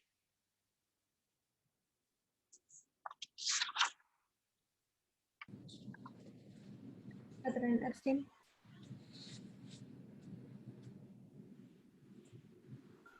Tom? Pam. Pam, you need to preside. I was presiding. You just couldn't hear me. Oh. Member Salazar, you have a question or an observation? Mark, so it says that 1 of every $2 goes to the statewide Student Senate. Where does the other dollar go toward? The first dollar supports the local representative body for each college. Okay, thank you. Yeah. Other questions? I have a couple of questions. It's Member Perigo. Yes, go ahead. I'm sorry, I don't have the ability to pull it up right in front of me to pull the exact language that I Member Perigo, you're cutting out. But, it looked pretty neat that, it's sort of, I'm not sure what to do about that. Can you hear me now? I did hear your last sentence, but not much of what before that. Okay. I'm sorry. I'll do my best here. If it's really bad, I'll just email my comments. But you're good right now. I'm sorry. You're good right now. We can hear you. Okay. Good. So I'm just. It looks like it is sort of being modeled the way that ASCCC represents the faculty. That this would be identified as the body that represents the students. Am I correct in that framing? Yeah, I think that's fair, yeah. Okay. And with that, I was just curious because I forwarded it to my local Student Senate just to ask them their thoughts on it, and they hadn't seen it.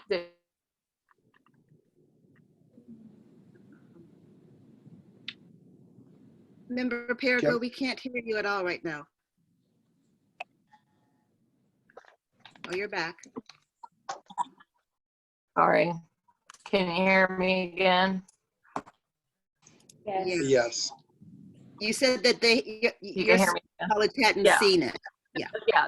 Yeah. So I was just curious if this was vetted by student senates around the state that they want this body to be recognized as the body that represents them. Well, the decision to recognize the Student Senate is the Board of Governors' decision. And I think what I would do is, I'll say that the Chancellor's office did not circulate the MOU broadly to the local college student representative organizations. But maybe the Student Senate, when in their presentation, they could talk to you a little bit more about the connection between their organization and the local bodies. President Epstein? Okay, that would be helpful. I have one more question if I can, unless you want to respond to that, Colm. Yeah, I was going to just make a quick comment. I can say with certainty that a lot of the local ASOs participate on a regional level. The Student Senate is made up of 10 regions. And so the local associated student organizations belong to each of their respective regions and are elected to serve as regional representatives. So there is a very strong amount of participation in the Student Senate from local associated student organizations, and they actually serve as delegates in the General Assembly and essentially set the vision and the goals for the Student Senate. So they have a big say in this. One other Okay, point that's helpful. One other point that I'd make, Perigo, and thank you for that, Go ahead. Gerald, is if you look at section 2J, it's entitled Accountability to Students and Local Student Organizations.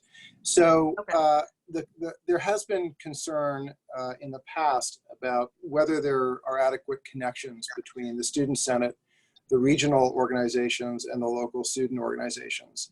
And one of the things that the MOU requires is that the Student Senate undertake a review of its system of nominating and electing members to the Student Senate board. And the purpose of that is to make sure that those ties are bound tightly.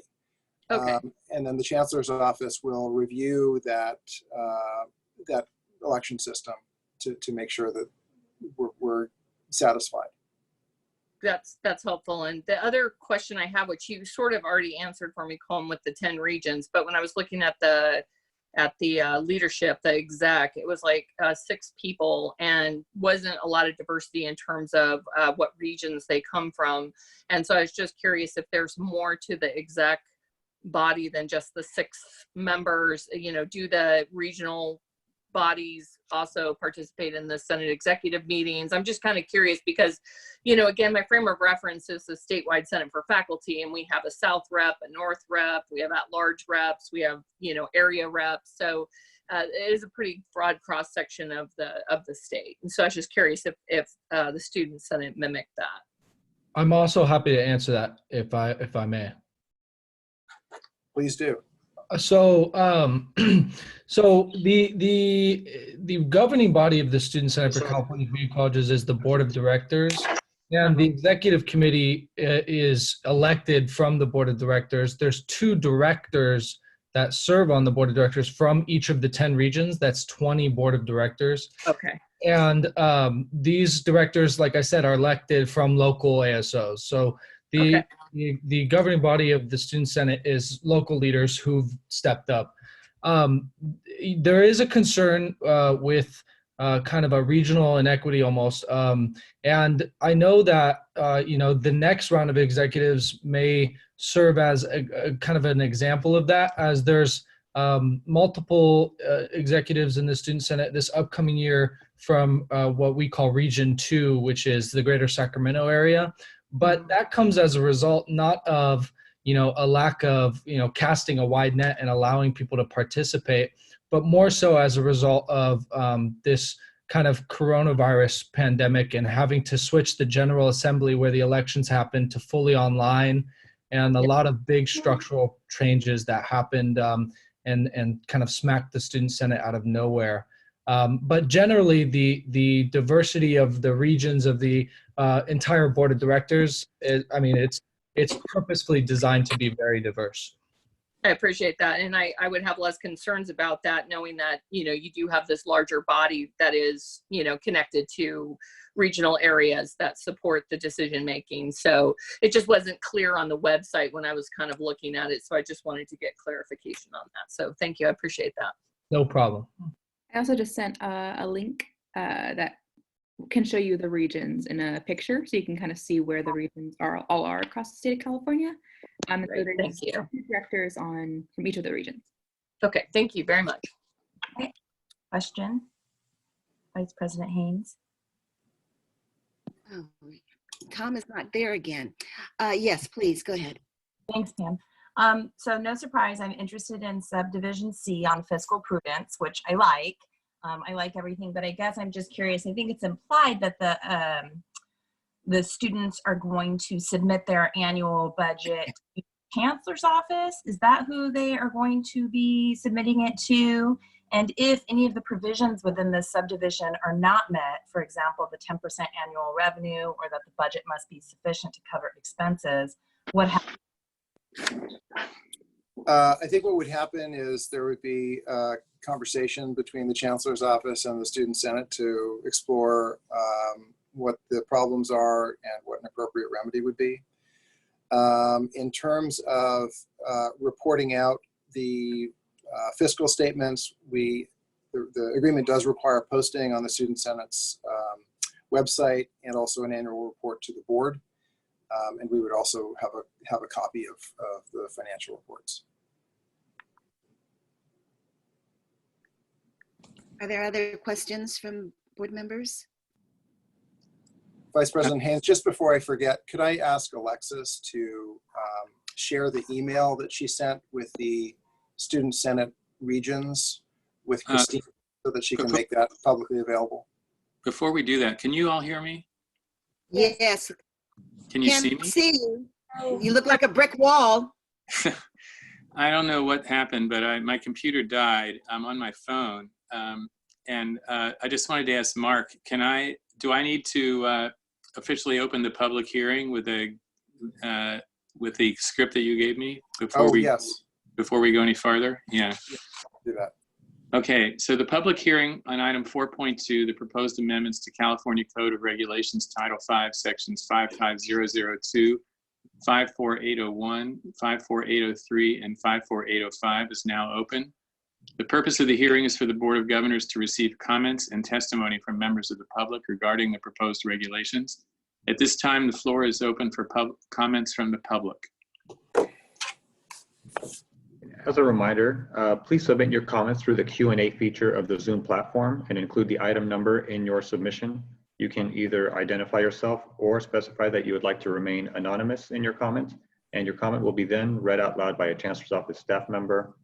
Otherwise, you can email your comment to ccastro@cccco.edu. And we have not received any public comments through the Q&A at this time. I have not received any email comments at this time. Okay. If there are no additional members of the public who would like to speak on this matter, the hearing on this public the hearing is on this public hearing is closed. This concludes the public hearing on this matter. Now the board can continue to discuss it, or you can invite other comments. So I think, Amy, did your question get answered, Amy? Yeah, it did. Thank you.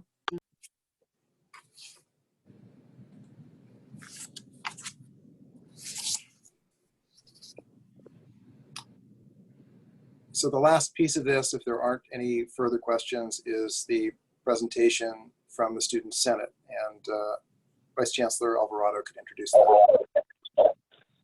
Thank you, Mark.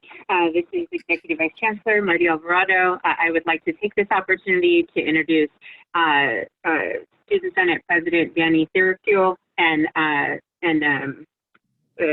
colleague Lawrence Sue from our Student Senate organization, who I know both of them have been wrapping up finals and their term in this current environment. So congratulations on successful semesters.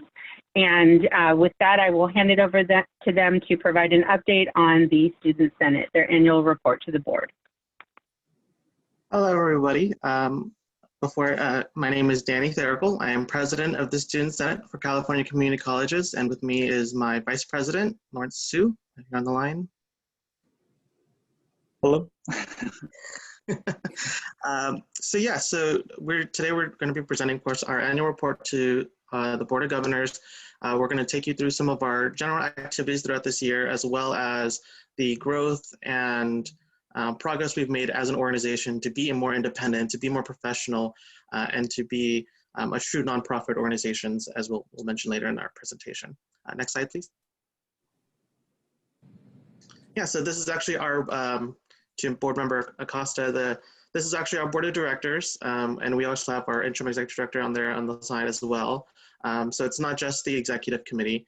We do have members of each board member, 2 directors from each region sitting on our board, and we do try to make sure we include a very diverse and student population to make sure that we get a very good, accurate representation of the student voice on a local level.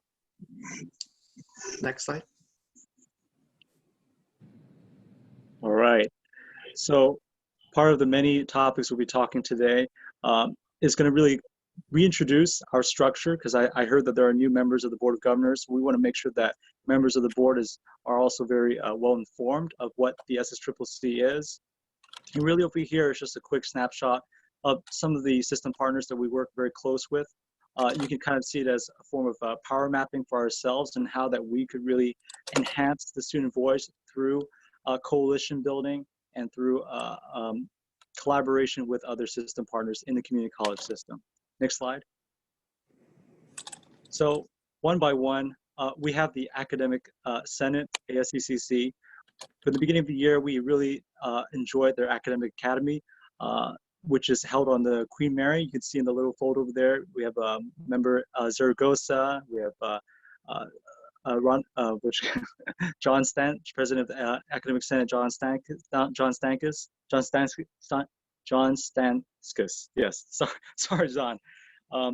And really through this, we don't just attend to these conferences. Back then, the Student Senate used to kind of be more of an attendee, but we want to definitely work towards being a more active member in participating in these conferences. And so another future conference we were going to work with the Academic Senate was the Student Leadership Institute. But unfortunately, because of COVID-19, that had to be pushed back.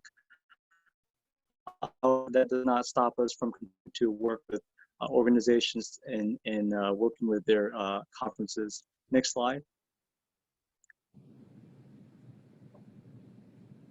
With the California Community College Class of Student Affairs Association, we went to their Student Leadership Conference over here. This picture that you see here is a large group of the student caucuses that we formed that day. We formed about eight great caucuses. But in this photo, you have the Black Caucus, the API Caucus, and the Latinx Caucus in this one photo.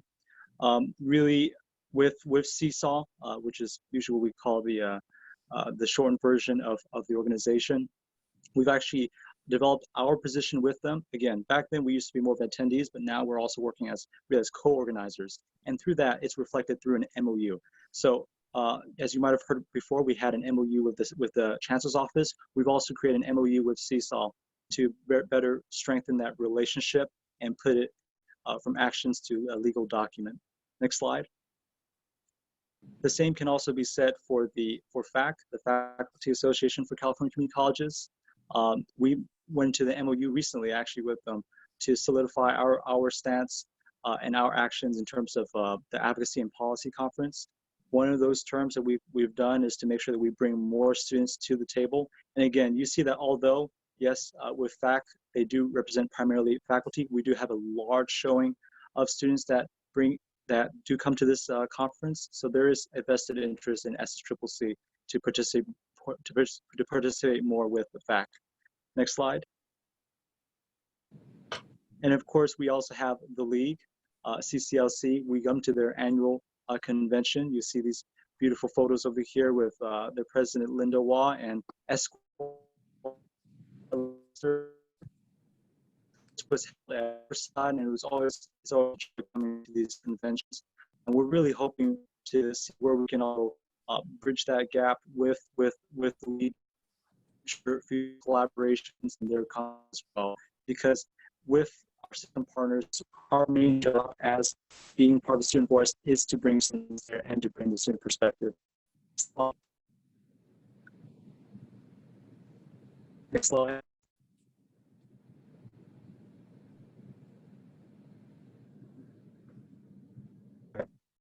Next, just from another event like this. This was held in Sacramento. In this event, you can see that President Therico from SSCCC is speaking with President of CSSA and I believe it was a high school student during this event to where we shift the conversation where the legislators, the policymakers are hearing the students, hence in the event, hear the students. And you will also see that we've all made great commitment with the governor's office, through the representatives of Lonnie Jose and other members from the governor's office to work with them. Next slide. I hear them a little bit choppy, so I'm going to switch my connection pretty soon too. But before I switch it off to the president, one thing we want to continue to reaffirm is our coalition with our other higher education counterparts of UCSA, the University of California Student Association, and the Cal State Student Association, with this coalition on the Fixed Financial Aid Coalition to really expand Cal Grant. And with that being said, President Therical. Yeah, so I just really wanted to emphasize the hard work that H3 System has put into this coalition. We've been having this discussion for good over a year and a half now since I've been in the SSCCC, and trying to figure out exactly how we can reform financial aid, specifically Cal Grant, to meet the student needs, making sure that it serves the lowest income student, and so the student that needed the most get the award.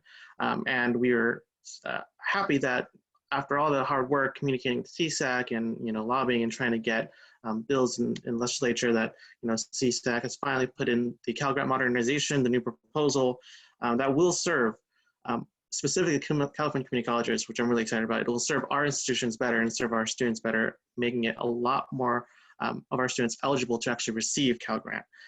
So this is going to be an ongoing coalition going into the next fiscal year and going to the next legislative cycle to really make sure that we change the system in order for it to make sure that it works for all students. Not just, of course, we're going to advocate for more funding for Cal Grant, but I think at the basis of it, changing the system is going to be the biggest part of how we're going to make sure that we change our financial system to meet the needs of our students in the future. Next slide. And of course, you said it before, is that we have an MOU now with the Chancellor's Office. We are really excited about having that finally completed, because it really shows the growth of our and professionalism of our organization. We've had other opportunities to partner with the Chancellor's Office as well. We were also part of the podcast that the Chancellor's Office have. We were excited to be part of that and talk about some of those basic needs and challenges that students are having, as well as the activities that we would have had if COVID-19 hadn't taken over. We would have had the March and March, marching on the Capitol, an event that we used to do, but we haven't been able to do it for such a long time, and this was the year that we were supposed to bring it back. At least it's on our table. We have it in our sights, and as soon as we have a vaccine and the restrictions go away, we're going to do the March and March, and I have no doubt in my mind that it's going to be huge for what we're going to be advocating for, because we're going to need definitely additional funding in our budget because of our cuts, and definitely a significant increase in our financial aid system. We also were able to participate in the California Economic Summit. Thank you to Chancellor Oakley for getting us connected to try to get free admission to the event. And that event was very eye-opening in my eyes, to be able to have student leaders in that room. We were actually the only student group at the California Economic Summit participating in roundtable discussions on policies around economic development in regions and housing. And we were not only able to talk about the California community college perspective in those discussions, but also what it meant for young people and students ourselves, and how the economic development will impact our future when we graduate and we transfer. So it was a very great opportunity, and we appreciate Chancellor Oakley for getting us the opportunity to be at the Economic Summit. Next slide, please.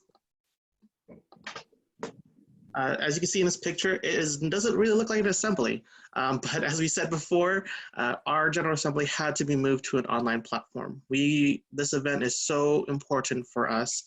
There was no way that we could try and skip out on it. We had less than 2 weeks to put this event together, and I thank our Interim Executive Director, Julie Adams, for really putting in the work to get it done. We tried our best to social distance, trying to work with our mics and our speakers, but we were really happy that the event was overall successful. We had 85 colleges registered to the event.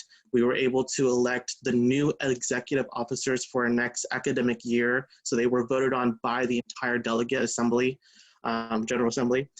We were able to adopt new governing documents that were aligned with corporation code as a nonprofit organization. And we had governing documents that really kind of summarize exactly what we wanted to do, because our previous governing documents, I'll just say briefly, it was a lot. And we had to cut it down a lot because there were just kind of inconsistencies between the two documents. So we were able to adopt new governing documents that are a lot more straightforward and get to the point. And we were also able to adopt a strategic plan that puts us on the direction for the next 2 to 3 years about where we want to go, what are our goals, and one of those specifically is going to be student engagement, because we see that as a very high priority for us. And we'll talk about that later in the presentation. Next slide.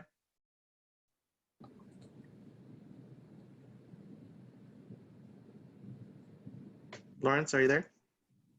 He needs to unmute himself. Lawrence, unmute Sorry, yourself. I'm not the only one with connection problems and technical issues at this moment. I apologize. As I was saying, a large part of the General Assembly is the resolution process. Every single General Assembly, we have our students come together and vote on these resolutions. And here's on the screen a very quick snapshot of the number of resolutions that we have reviewed and therefore voted on.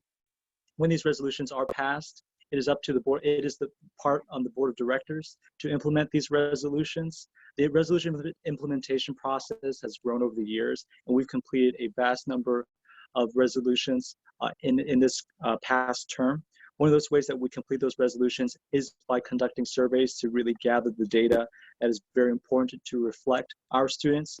Data such as establishment of on-campus childcare, lactation stations, but also most recently the COVID-19 student challenges.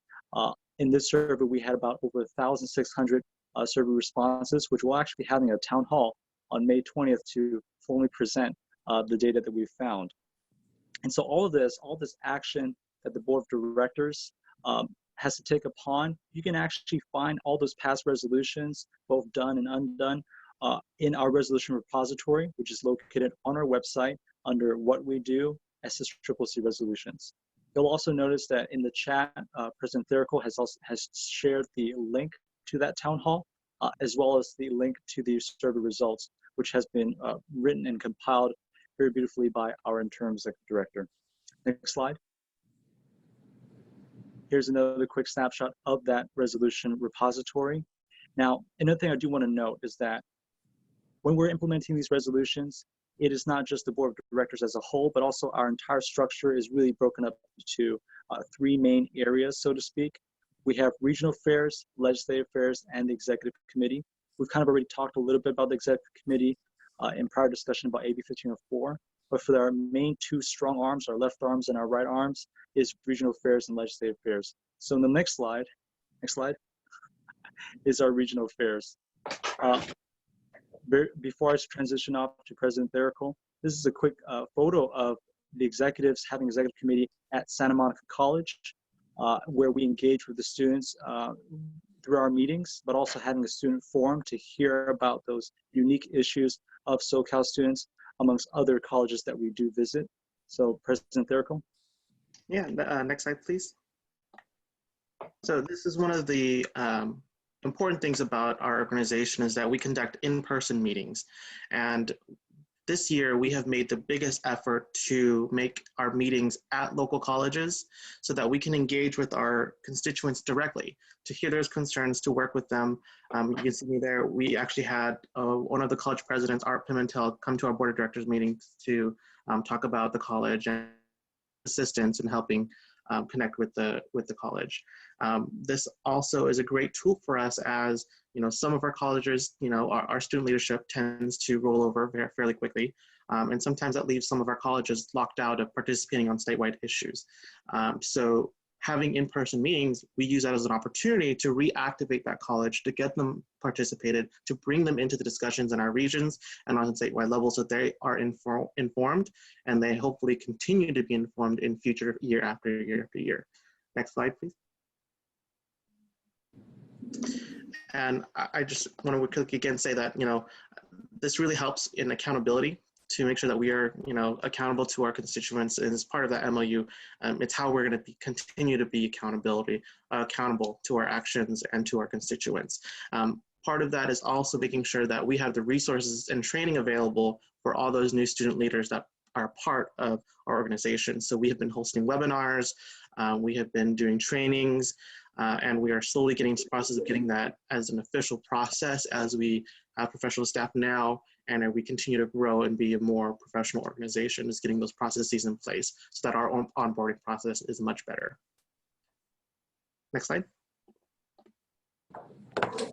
And, you know, when we mention the word professional, we also want to coincide it with the word of seriousness, that we are becoming a more serious power in the community college system, especially when it comes to representing our students.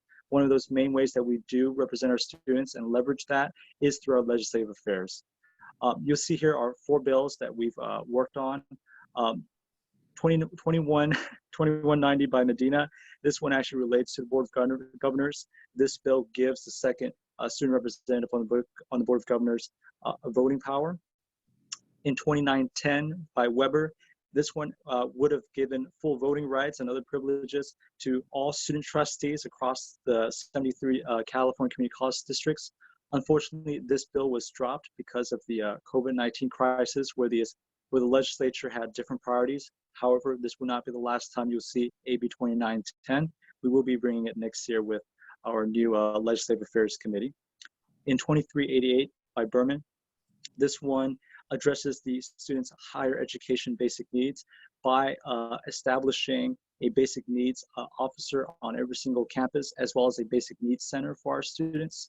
These basic needs centers addresses and provides resources for students who are facing food struggles, homelessness, and whatnot.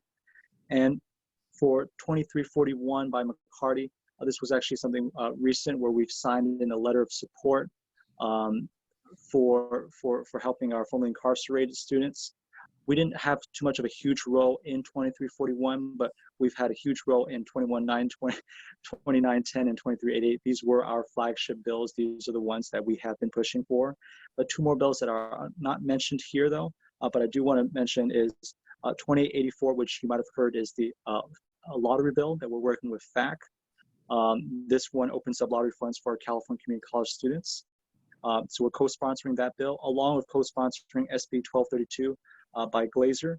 And this one basically expands CalsWorks for our California community college students. Next slide. Now, you've heard about 6, 7 odd bills. This is a huge contrast from last year, where we've only really focused on 1 bill, but fortunately that bill was also a huge success, and that set up the foundation for future legislative advocacy. And that's, of course, if you heard 1504, which was signed by the governor on October 4, 2019. And here you might see some logos of organizations. These are the quick snapshot of the organizations that have supported us early on, especially during times of need. And we really thank them in their support. I believe I should also have included the Board of Governors over here too as well. I know that President Epstein himself actually went to the legislature to speak on behalf of us. So we definitely thank President Epstein and members of the Board of Governors in this pursuit of getting 1504 a reality for our students. Next slide.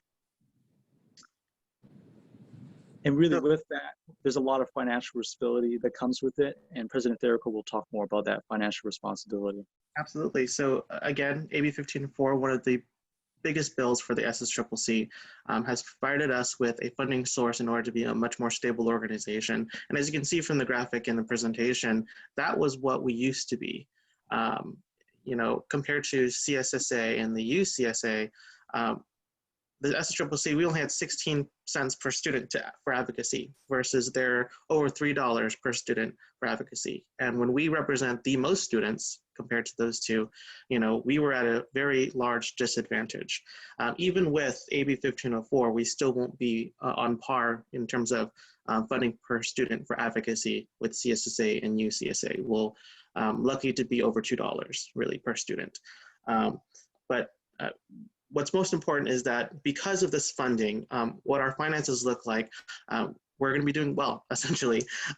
We are taking precautions. We're making sure that we're fiscally responsible and accountable to our budgets. And this year specifically is going to be the year that we make sure that all of our policies and procedures are in place. So that way, when we do receive the money, we won't have any difficulties on how to manage or how to, work with the cash flow issues that we've previously have had. So we're really excited to have 1504 pass. We have done a lot of work now, and we will do a lot of work next year to make sure that we stay on track. Next slide. SSCCC communications. So this year we've actually instituted our first statewide newsletter. I do President's Message on each monthly newsletter. It's called SSCCC Student Connect. And Student Voices Hold Power, that's actually our theme for this year's General Assembly. So that will change next year.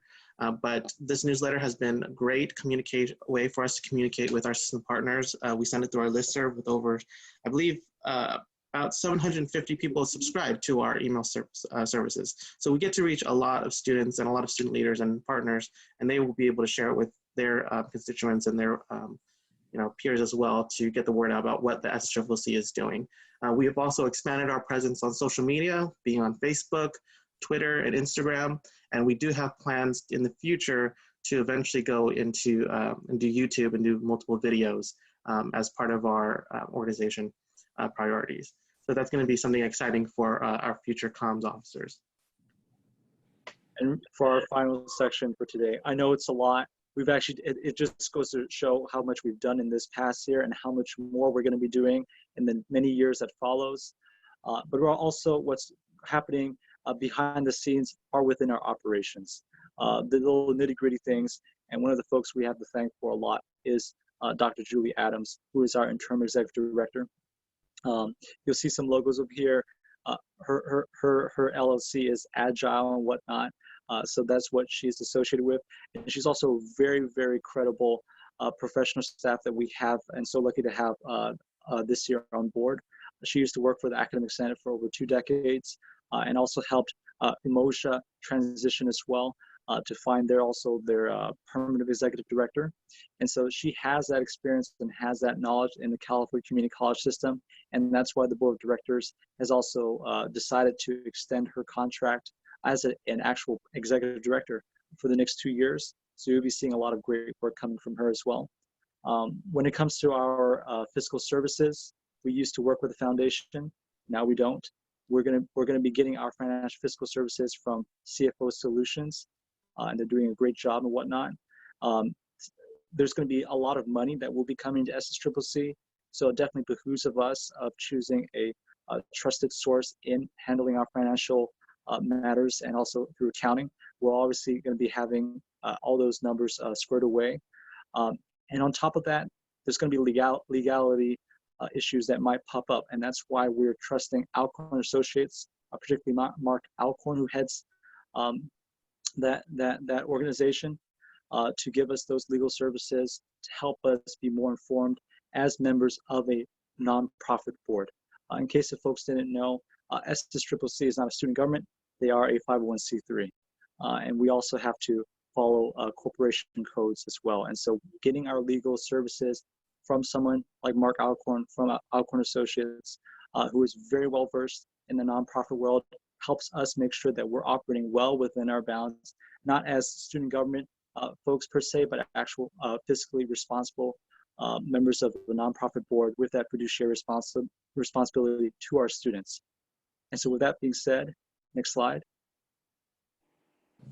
And so that concludes our presentation. Thank you very much. But before we close out and ask any questions, if you have any, again, I want to repeat what Lawrence had brought up earlier. We did do a survey regarding the challenges students are facing regarding COVID-19, and we have released that data yesterday. The link is in the chat to review kind of the survey results, as well as there's a link to register to our town hall this Wednesday from 12 to 1:32. And we hope that if you're available, that you all chime in and listen to the panelists of students that we're going to be bringing in to really put a face to the issues that are tackling students. Let me, oh, sorry. This is Marty again. I want to take a moment to thank Danny and Lawrence for this great presentation and for their leadership and all of the executive board for Student Senate. Thank you so much for all of your work this year to make all of this possible. And with that, we'll hand it back over to the board for questions. So this is Pam. I see that Tom is on the line. Are you taking over the? I'm on. Can you see me? Can't see you. We see something, but I don't think it's you, Tom. You might need to reverse your camera. Yeah, I don't know. I'm on my iPad now. It's the third device I've been on today. So I would just say that board members want to say something, they just speak up and we'll go in order. Hi, Tom, I just have one more question that I wanted to ask. I know that the ASCCC doesn't take specific pieces of legislation forward. That's why we have FACT, so they can be our sort of lobbying group. With these changes, I don't know if the Student Senate, and obviously I'm speaking to the students as well, if they want to tell me, if you sponsor your own legislation and bills, if you take those things forward, if so, or any of these changes change the way that you would be able to do that. I'm just curious if any of these changes might affect the way that you have done your legislative advocacy. If I could answer that question, President Epstein. Sure. So really at the end of the day, there's going to be one big change is that you're going to see us in Sacramento a lot more. You're going to be seeing us bring a lot more students to really talk to the legislatures, not necessarily having to ship everyone to go to Sacramento, but also hone into those local legislative offices. Now, of course, part of the knowledge that we have now is that as a 501c3, there are some restrictions on this realm of advocacy. And so that's why we're also going to be exploring in some ways as a result of AB 1504 to perhaps consider changing to a 501c6, which would allow us to spend more money on advocacy. Because as you know, there are a lot of these, legal parameters that we have to follow.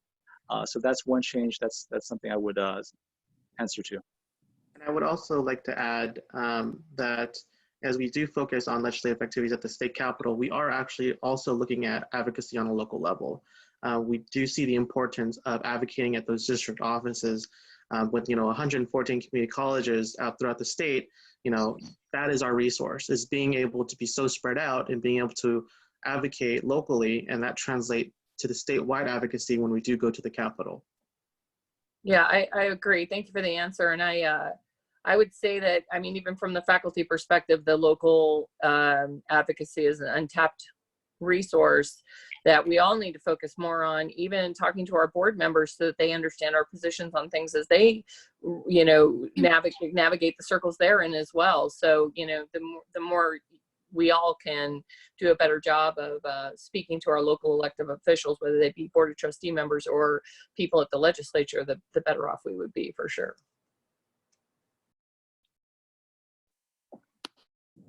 President Epstein? Yes. I just have a question, President Therakiel. First of all, great presentation, you guys.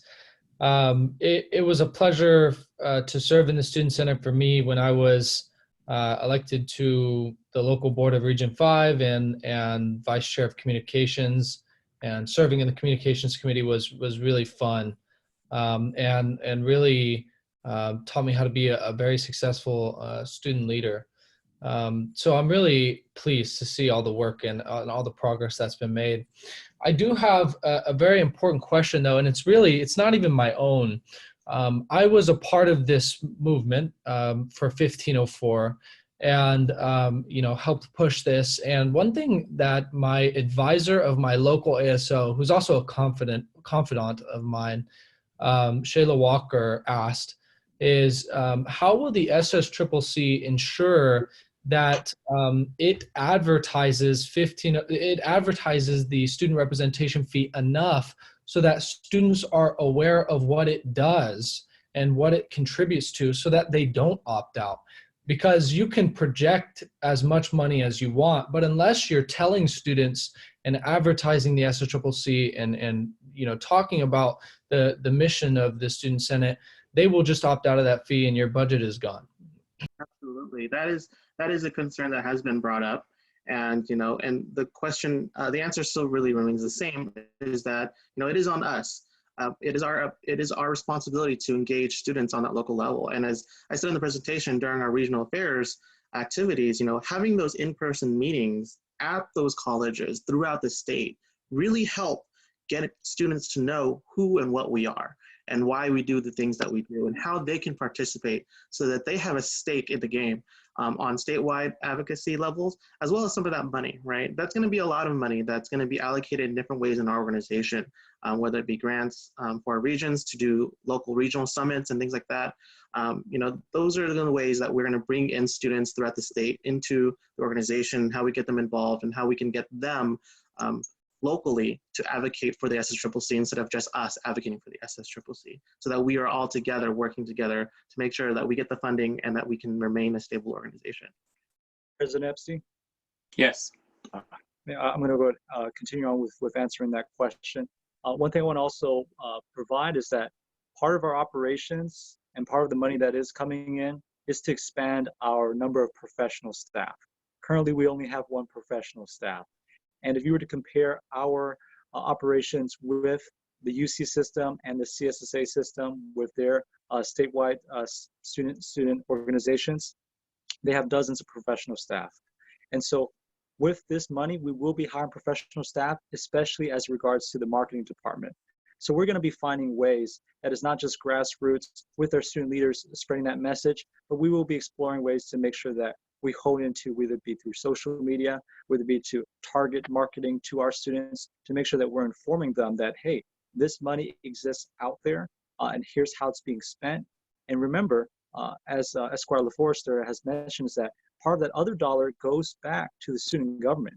So it also behooves us, the student government, to know that they're also getting extra funding for their own student advocacy efforts. And at the same coin that we're also having more money to advance our student advocacy efforts too.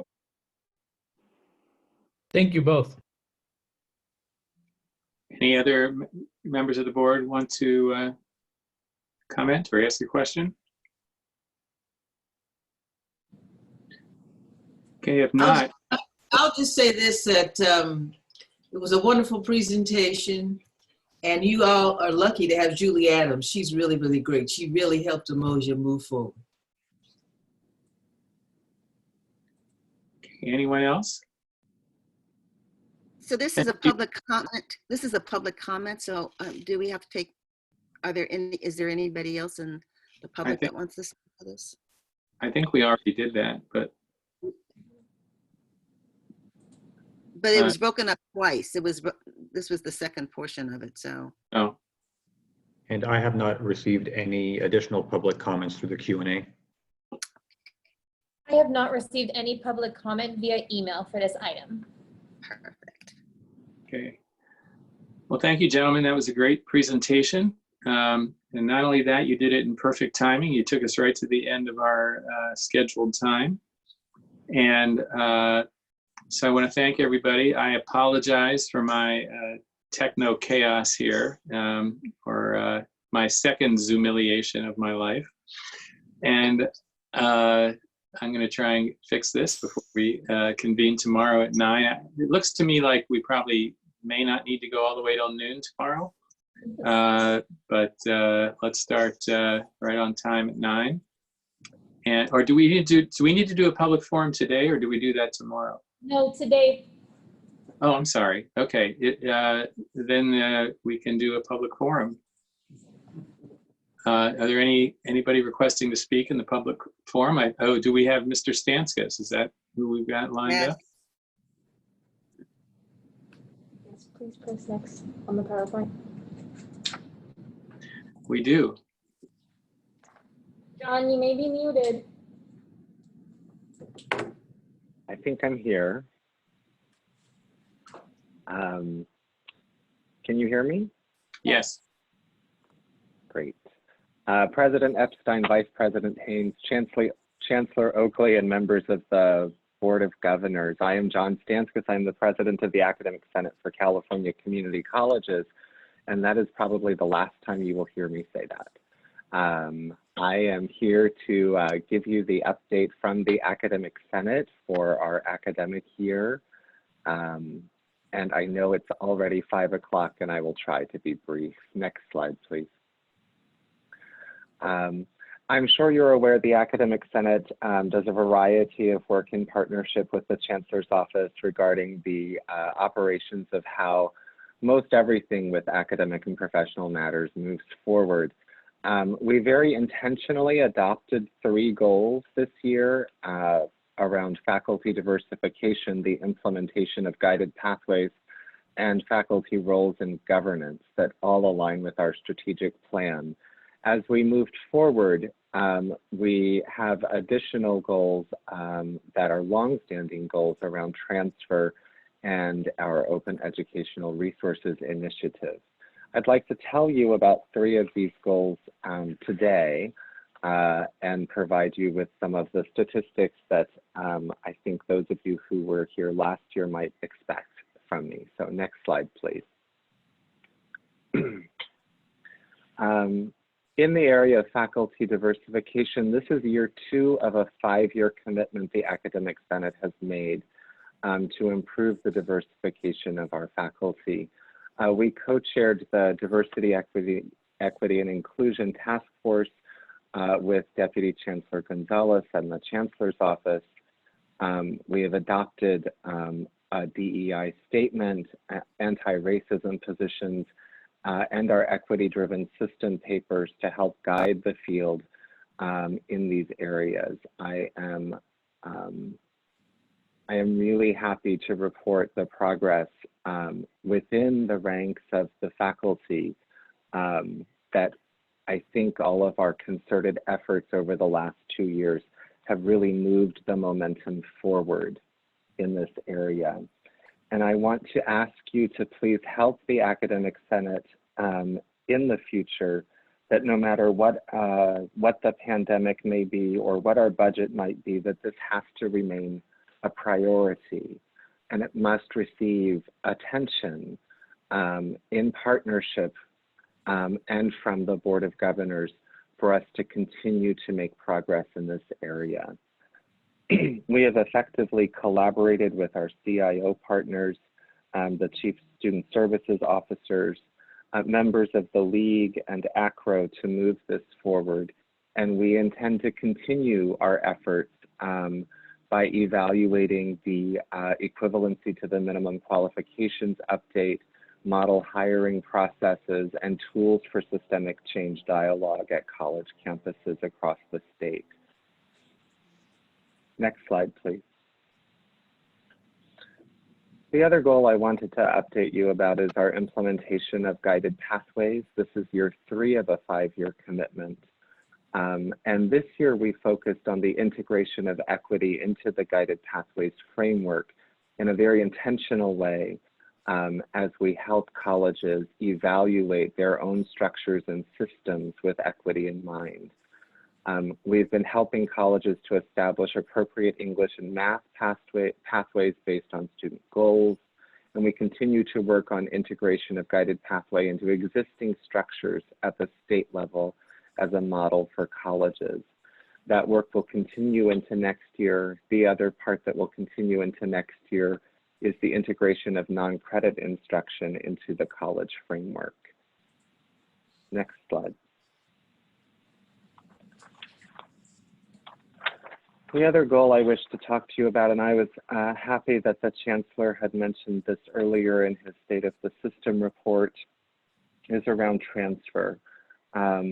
We had the opportunity as the Academic Senate of California Community Colleges to chair both ICUS, the Intersegmental Committee of Academic Senate, that has representation from the CSU and UC Academic Senates to really try to push the conversation forward about transfer and the barriers that exist within the transfer framework.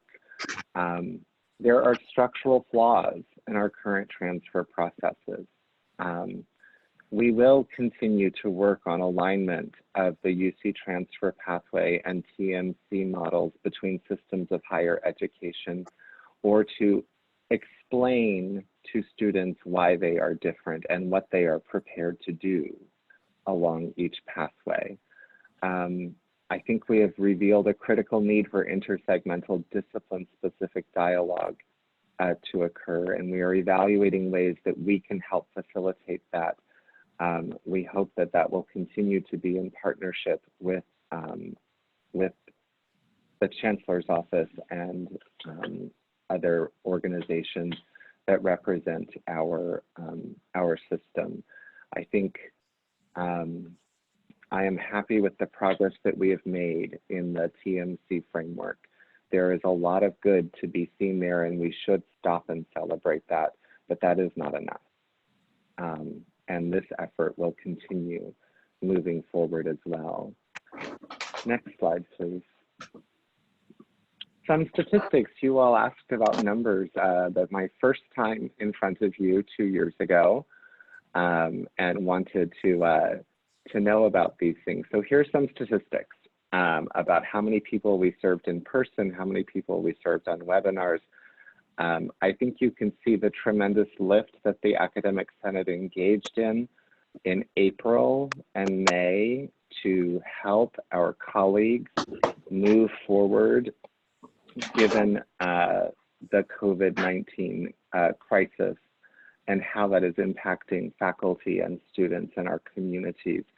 We had 6,240 attendees to date just from April and May in professional development webinars.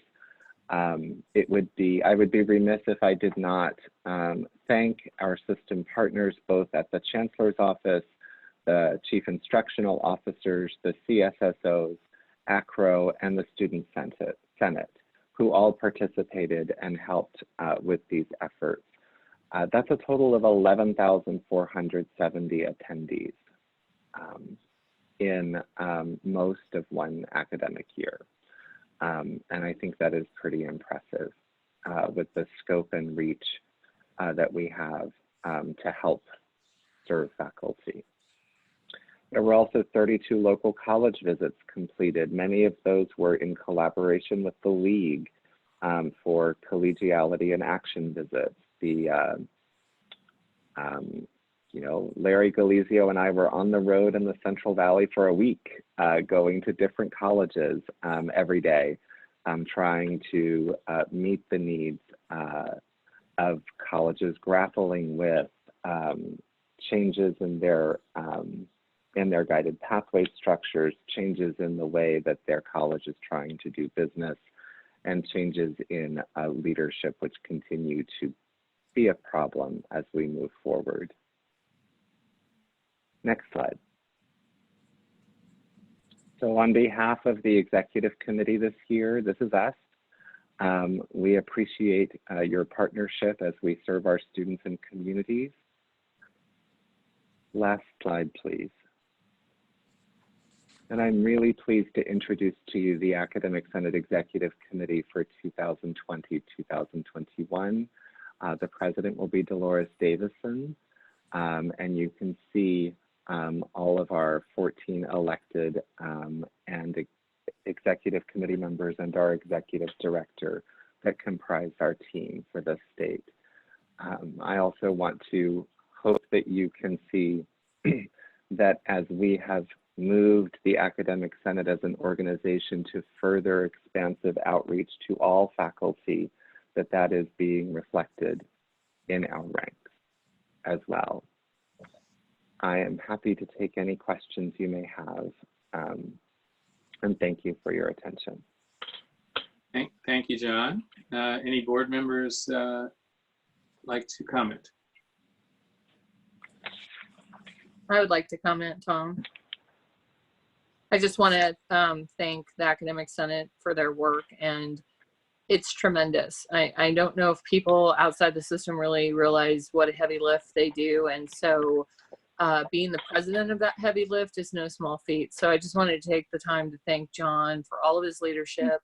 It's going to be so weird not to see you running the plenary session voting, and hopefully you'll still be around with your blue suede shoes on one of the nights. But you've really been an asset to us, and I'm really looking forward to the new team coming in. Really want to congratulate Dolores and Jenny May. They're going to be a great team.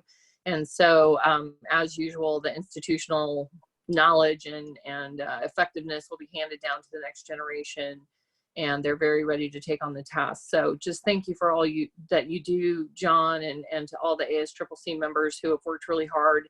You've had a very heavy lift with all of the system changes and COVID-19, and you've just been amazing. And we are all grateful for your leadership to help us through it. I'd like to say something. John. Hello? Yeah, you're on. Okay, Hello. Okay, I guess Tom is gone too.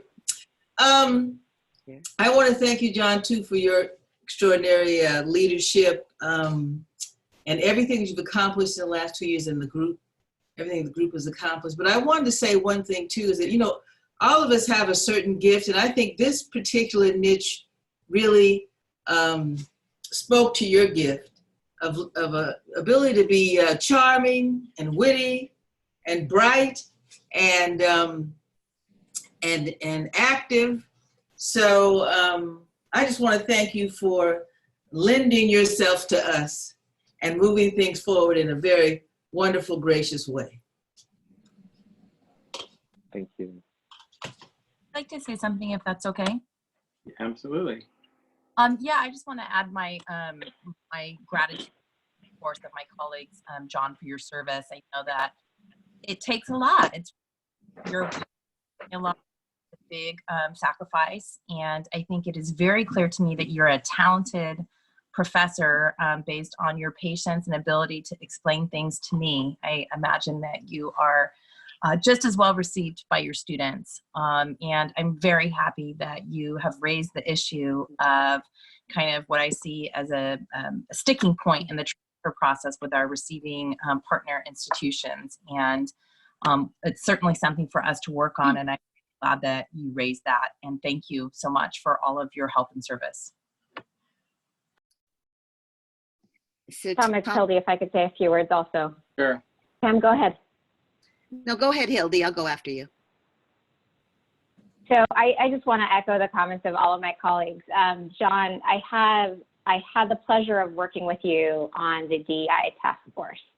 And we worked elbow to elbow back in the days when that was still a possibility, and there was no better person to work hand in hand with. And one quality about you specifically that I admire so much is your dedication to finding common ground.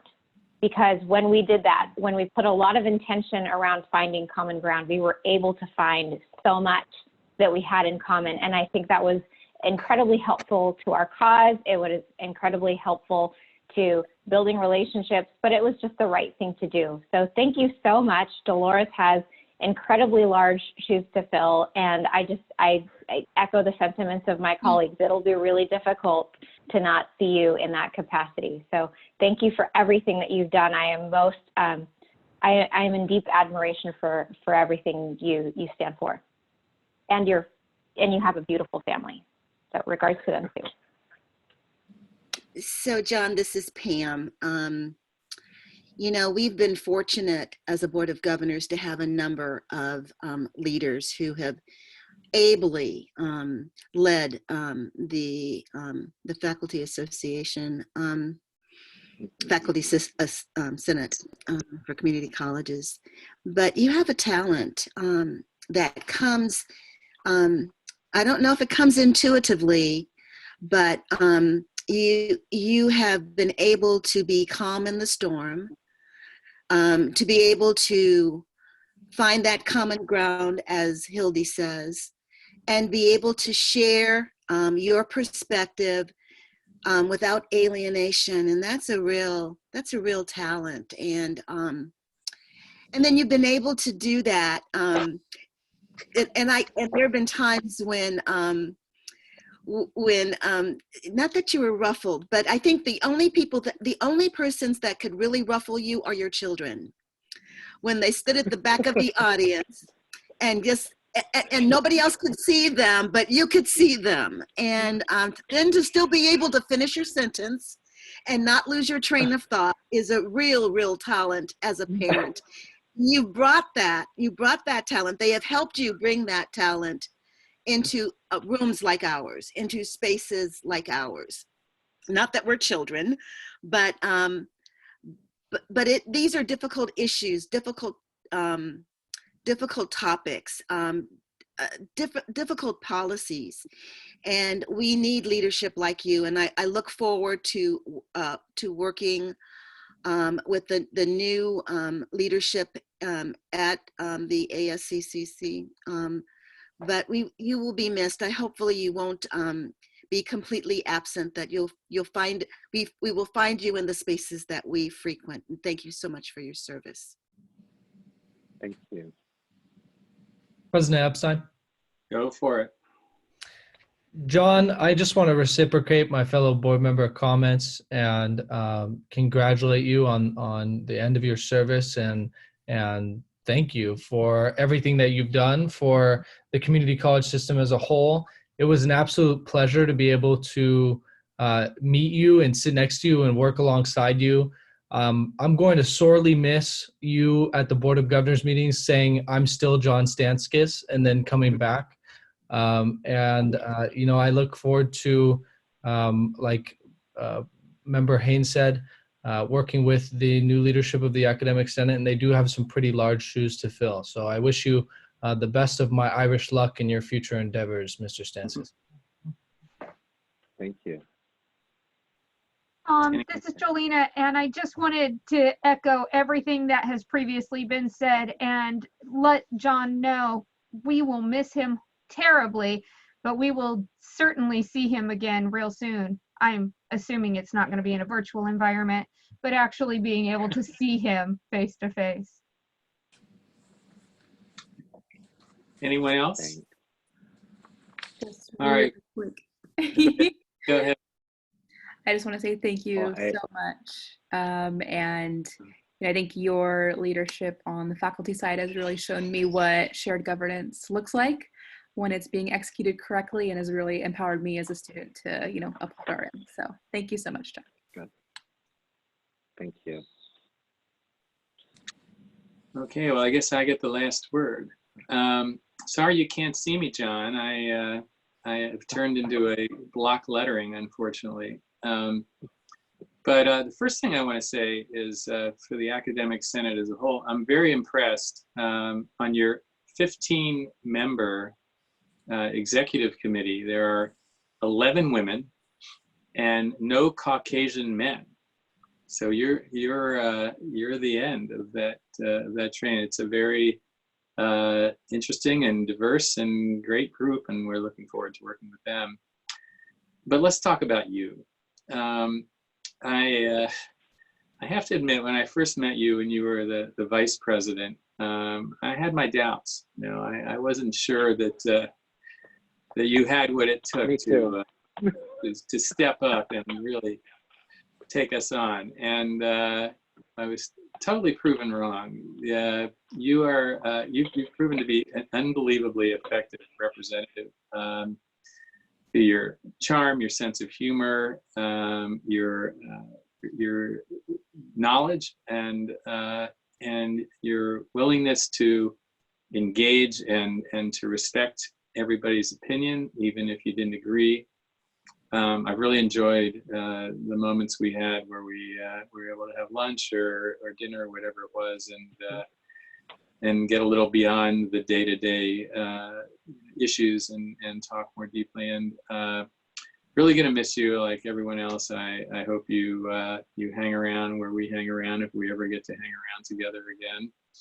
And so thank you so much. You really I don't want to praise you too much because then your colleagues might get skeptical of you, but I really enjoyed that our tenures as the president overlapped in the way they have. And we've had an opportunity to really engage in best of luck and look forward to seeing you on the other side. Thank you.